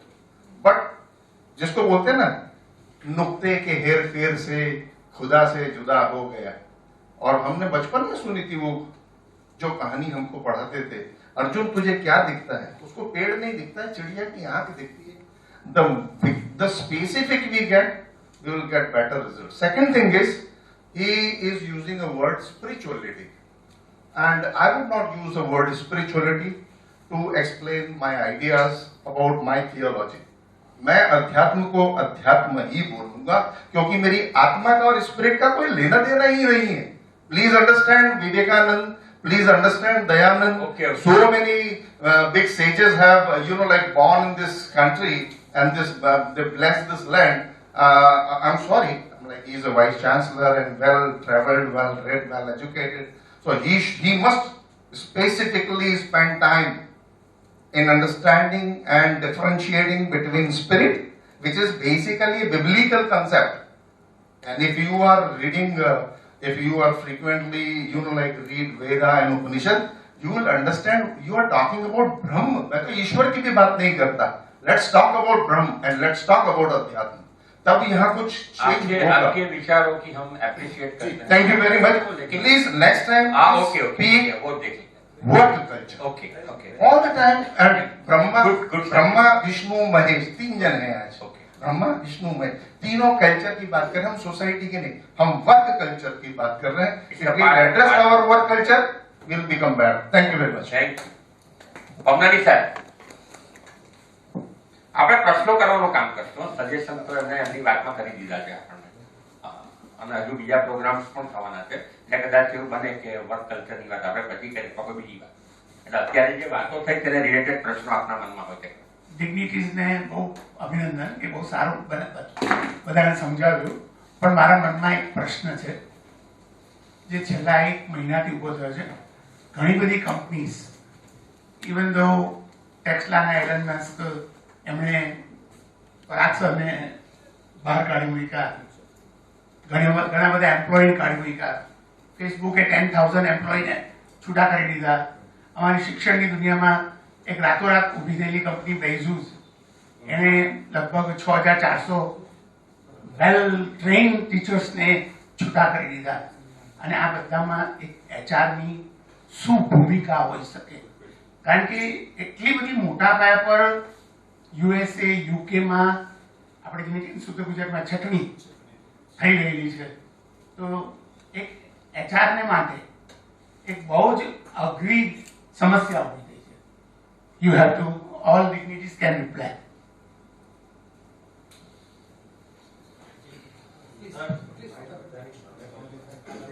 એટલે C બધું સારું ચાલતું હોય ત્યારે તો બધું સારું કરવાનું જ છે. જ્યારે સમય ખરાબ આવે, and see again there is a difference between a societal culture, western culture hire and fire. જેટની જરૂરિયાત પૂરી થઈ use and throw. While in our Indian companies you will not find that. So this is again a basic society, and that's where that's where I'm trying to say that they lot of funding in BYJU'S coming from the abroad, and they try to emulate, and that's where again કોઈ પણ સરને વધારે સારું કહી શકશે કે બિઝનેસમાં ups and down આવશે, how you will handle, and that is also a HR role. There are specific procedures in many institutions to managing in a crisis or HR in a crisis. કારણ કે જ્યારે બધું ખરાબ થાય છે ત્યારે શું કરવું? See, one hand, for the protecting your other 8,000 people, you may have to sacrifice 7,000. Whether that process is fair, whether that process is properly communicated, whether એના ઉપર વધારે ફોકસ હોવું જોઈએ કે ગમે ને કાઢી મૂકી એવું નથી. શું એમને જાણ કરવામાં આવી, શું એમનો ટેકન કેર કરવામાં આવ્યો, શું એમના માટેની હેલ્પ કરવામાં આવી, પણ બીજા 8,000 ની જોબ માટે કદાચ બીજા 4,000 ને ના પાડવી પડે તો એ પ્રોસેસની ફેરનેસ છે કે નહીં. I will personally see many companies work on that કે ફેરલી થાય. આજે રાતોરાત ઈમેલ કરીને કરવાનું, it's not good, and that you will see that impact the company in a long run, because next time the talent will think twice to joining this company. And wrong business, and that's where leadership wrong decision always impact the others. કારણ કે આજે sir કોઈ ખોટું decision લેશે અને કોઈ ખોટું investment કરશે તો it will impact all of their employee, and that is the responsibility leader has to take. કે Facebook એ ઇન્વેસ્ટમેન્ટ કર્યું, BYJU'S જે રીતે very fast expansion કર્યું, તો એ બધાના consequences are, but that is where if good culture company is there, if is there, the handling of the situation may be different, but I think they have more experience than me on handling such situations.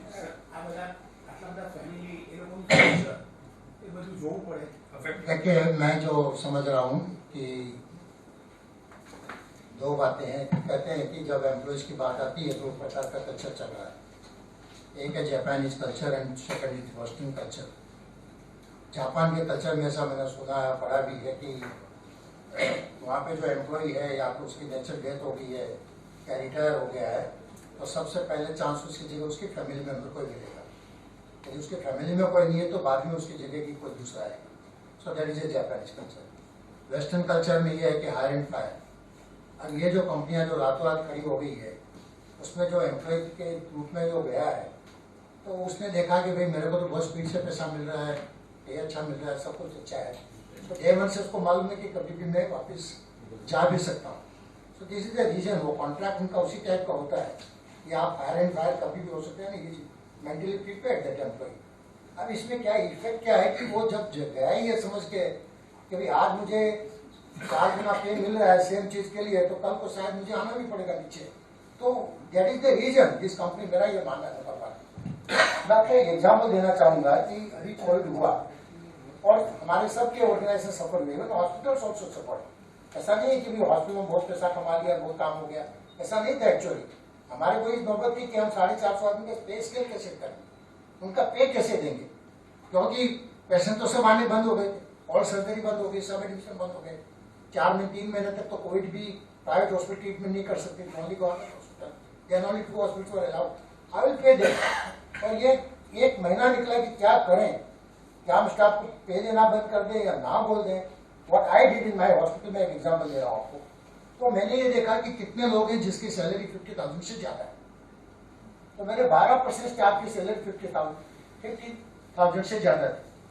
मैंने उन 12% को बोला कि आपका 20% में cut करूंगा, only to support कि मुझे एक भी स्टाफ को अलग नहीं करना पड़ेगा, छुट्टा नहीं करना पड़ेगा, उसको ना नहीं बोलना पड़ेगा.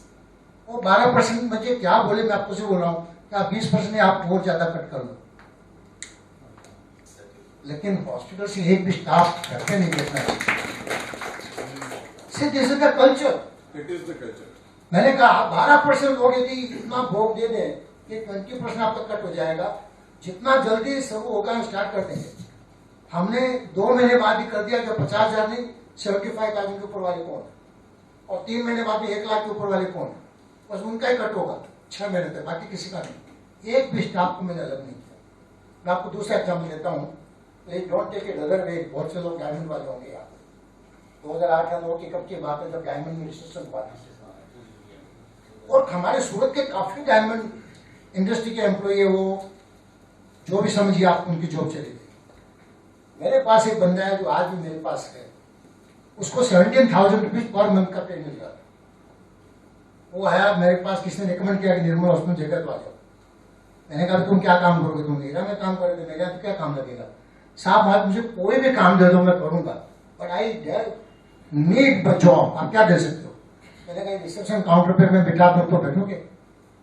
और मेरा पे अभी 6,000 है, उस समय 6,000 का स्केल था। फिर वर्क आप 17,000 में काम करके और चल साहब आप 4,000 दे दो मैं काम करूंगा। And we employed him with 6,000 same scale. साल 1.5 साल में वो सिचुएशन पाछी बदल गई, डायमंड का बहुत तेजी आ गई, सब कुछ अच्छा हुआ। मैंने बुलाया सर आप डायमंड में बहुत अच्छा हो गया है, तुम वापिस जाना चाहोगे? नहीं सर मैं कभी भी नहीं जाऊंगा। रीजन बीइंग उस समय मेरे को सपोर्ट नहीं मिला, आपने मुझे सपोर्ट किया। आज वो बंदा 40,000 रुपये का पे ले रहा है मेरे यहाँ से, इज गेटिंग 40,000 पर मंथ। सो ये सोच की बात है, कैसे आप कर सकते हो? मैंने देखा बहुत से लोगों ने क्या किया, हम 15 दिन का पे देंगे लेकिन निकालेंगे किसी को नहीं, या 7 दिन का कट करेंगे। So you have to provide that kind of security. See that's the thing what I understand. You push the right button. Thank you. આપણામાં કહેવત છે કે લોભિયા હોય કે દૂસરાના ભૂખે ના મરે. એટલે બાયજુસમાં તમે શેર લો છો ત્યારે બી તમને ખબર જ છે કે હું શોર્ટ ટર્મ માટે લઉં છું કે લોંગ ટર્મ માટે હું બ્લુ ચીપ લઉં છું. આ બધું છે ને તે હર ચીજ બીતતી है बस आप क्या ले रहे हो सर। आगे आगे आगे आगे any good evening sir, happy new year sir. એકદમ બુલેટમાં વાત કરજો, એકદમ બુલેટ પોઈન્ટ એટલે હા વધુ મને કહો। સર મારે એ પૂછવું છે કે સર આપણું જે એચઆર છે સર એનું પ્રેશર સાથે શું લેવા દેવા, કારણ કે કોરોના ટાઈમે જે સિચ્યુએશન હતી સર તો તે ટાઈમે સર જોયું કે હવે પ્રેશરમાં વધારે આઉટપુટ મળ્યું સર। હવે ત્યાર પછી હવે કોરોના નીકળી ગયો, નોર્મલ કન્ડિશન થઈ ગઈ ને તો હવે એમ્પ્લોયને ટ્રીટ કરવા સર તકલીફ પડે છે। ને હું પોતે પીએસયુ માં કામ કરું છું, ગવર્નમેન્ટ ઓફ ગુજરાતમાં જેટકો, જે તમારા હોસ્પિટલમાં ટાઈપ પણ છે જેટકો। તો સર અમારું એ વસ્તુ કહેવાનું છે કે પ્રેશરની અંદર આઉટપુટ નીકળે સર, એ તમને કરાવતા આવડવું જોઈએ। હવે આજે જ્યારે નોર્મલ કન્ડિશન છે, જ્યારે કોવિડ નથી ને, તો હવે મારે એ જ એમ્પ્લોયને કામ કરાવવા માટે ઘણીવાર કહેવું પડે ભાઈ 10 વાર ટૂંકવા પડે, એટલે ભાઈ તો આ કામ કરી દેજો તો મારે રિપોર્ટિંગ કરવાનું છે। પણ એ સિચ્યુએશન જ્યારે હતી કોવિડની તો ત્યારે અમારે એમને એટલા ગાઈડ કરવા નહીં પડતા હતા સર, એકદમ ઇઝીલી કામ કરતા હતા। ત્યારે ખબર હતી કે ભાઈ લોકો ઘરની બહાર નથી નીકળી શકતા, તમે પીએસયુ ની અંદર છો, તમારે ત્યાં બધું કામ કરવાનું છે, police department, electricity department, medical department. તો અમે ત્યારે કામ કર્યું તો સર તમે માર્ક્સ બી કર્યું હતું કે જોજો કોરોના સિચ્યુએશનમાં કોઈ પાવર નથી ગયો, પાવર કટ નથી થયો, જ્યારે બધું નોર્મલી ચાલ્યું છે, જ્યારે અમને નોર્મલ દિવસોમાં પાવર કટ નહીં બધું થતું હોય સર। તો અમે લોકો એક વસ્તુ ઓબ્ઝર્વ કરું એચઆર ની અંદર, જ્યારે અમારે બી રિવ્યુ આપવા પડે ને તો અમે એચઆર ને જ વસ્તુ કીધી કે સર અમે એક જ વસ્તુ માનીએ કે પ્રેશરમાં આઉટપુટ નીકળે પણ તમને કાઢતા આવડવું જોઈએ સર। આના માટે મેં તમારું સજેશન માંગુ છું સર।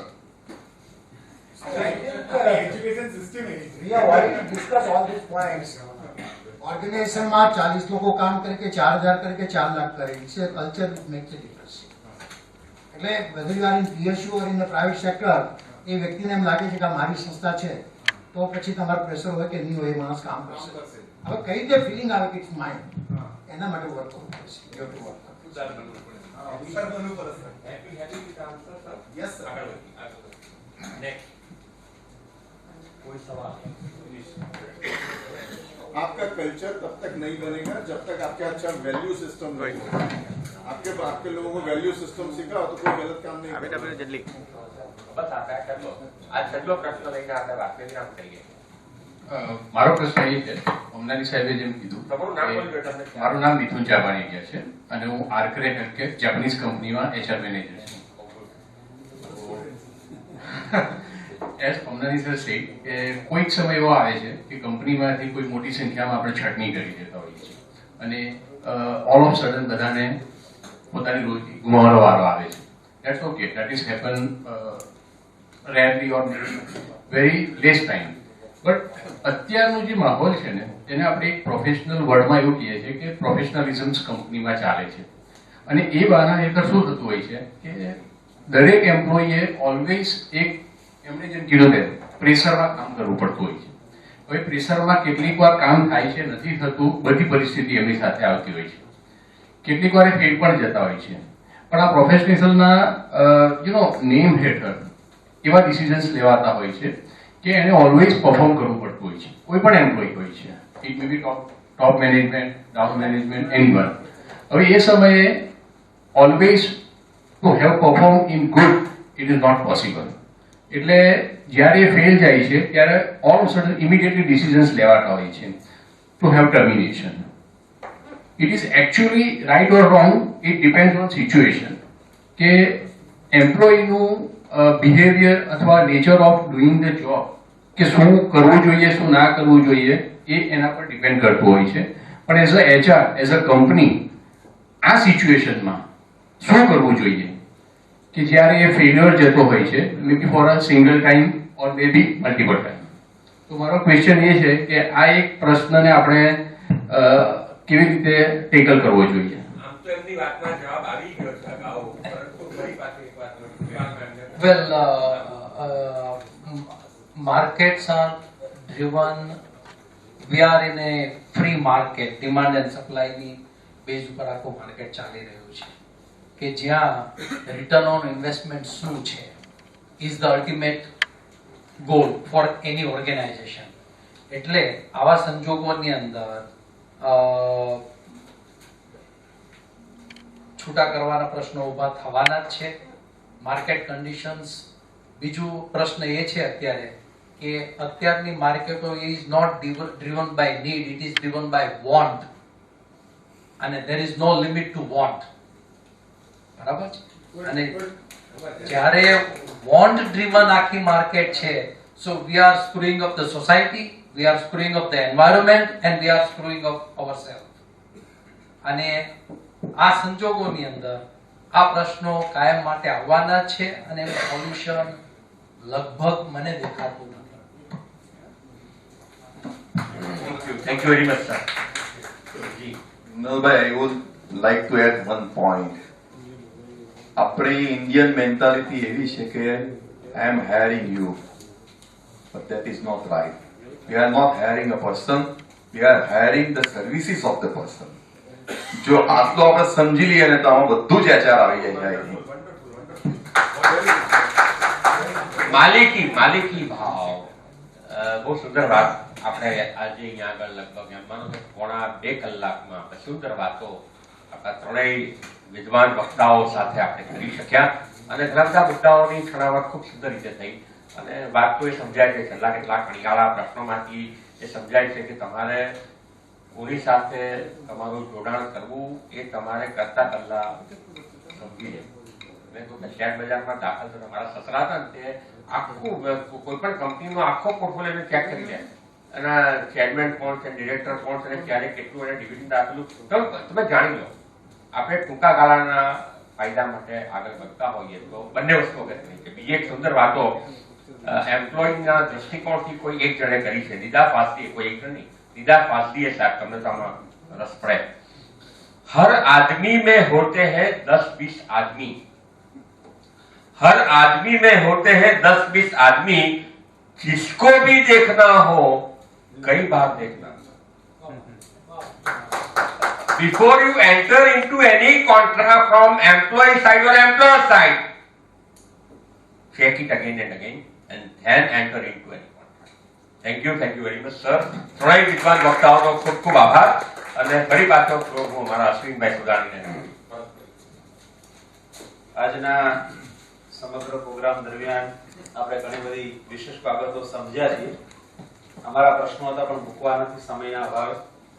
હવે અહીંયા ક્લોઝ કરીએ છીએ અને વાઇસ પ્રેસિડેન્ટ શ્રી રમેશભાઈ વઘાસિયા સાહેબને અહીંયા વોર્ડ ઓફ થેન્ક્સ માટે ઇન્વિટેશન આપ્યું છે. The southern Gujarat chamber of commerce and ઇન્ડસ્ટ્રીના સરસ મજાના અંબાલા હોલની અંદર આપણા વિદ્વાન વક્તાઓને સાંભળવા ઉત્સુકતાથી જ્યારે ઉપસ્થિત થયા છીએ ત્યારે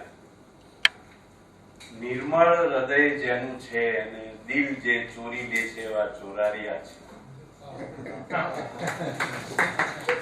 ચોરવાનું કામ કરે છે. આ શબ્દ કૃષ્ણ માટે વપરાયો હતો. એવા ચોરારિયા સાહેબના દિલમાં નિર્મળ દિલ સાથે અને આપણે સંપૂર્ણ ધીરજ રાખીને જીવન જીવવાની જેમનામાંથી પ્રેરણા મેળવી છે એમના અનુભવોના આધારે હું તો સાક્ષી રહ્યો છું એવા ધીરજભાઈ કોટડિયા અને એમની સાથે પુષ્પો હોય, મૃણાલ હોય, કમલ કમલેશ હોય અને એમાં પરાગરજ પ્રગટે અને જે ફલિત થાય તે જ્ઞાન વૃદ્ધિ કરનારું જ હોય. અને એટલે કૃષ્ણએ અર્જુનને બીજા અધ્યાયમાં સરસ રીતે સમજાવ્યું કે શ્રેયાન દ્રવ્ય મયા યજ્ઞ જ્ઞાન યજ્ઞ પરંતુ સર્વ કર્માખિલમ પાર્થ જ્ઞાને પરિસમાપ્યતે. આખા જગતના તમામ યજ્ઞોમાં શ્રેષ્ઠ જ્ઞાન યજ્ઞ છે.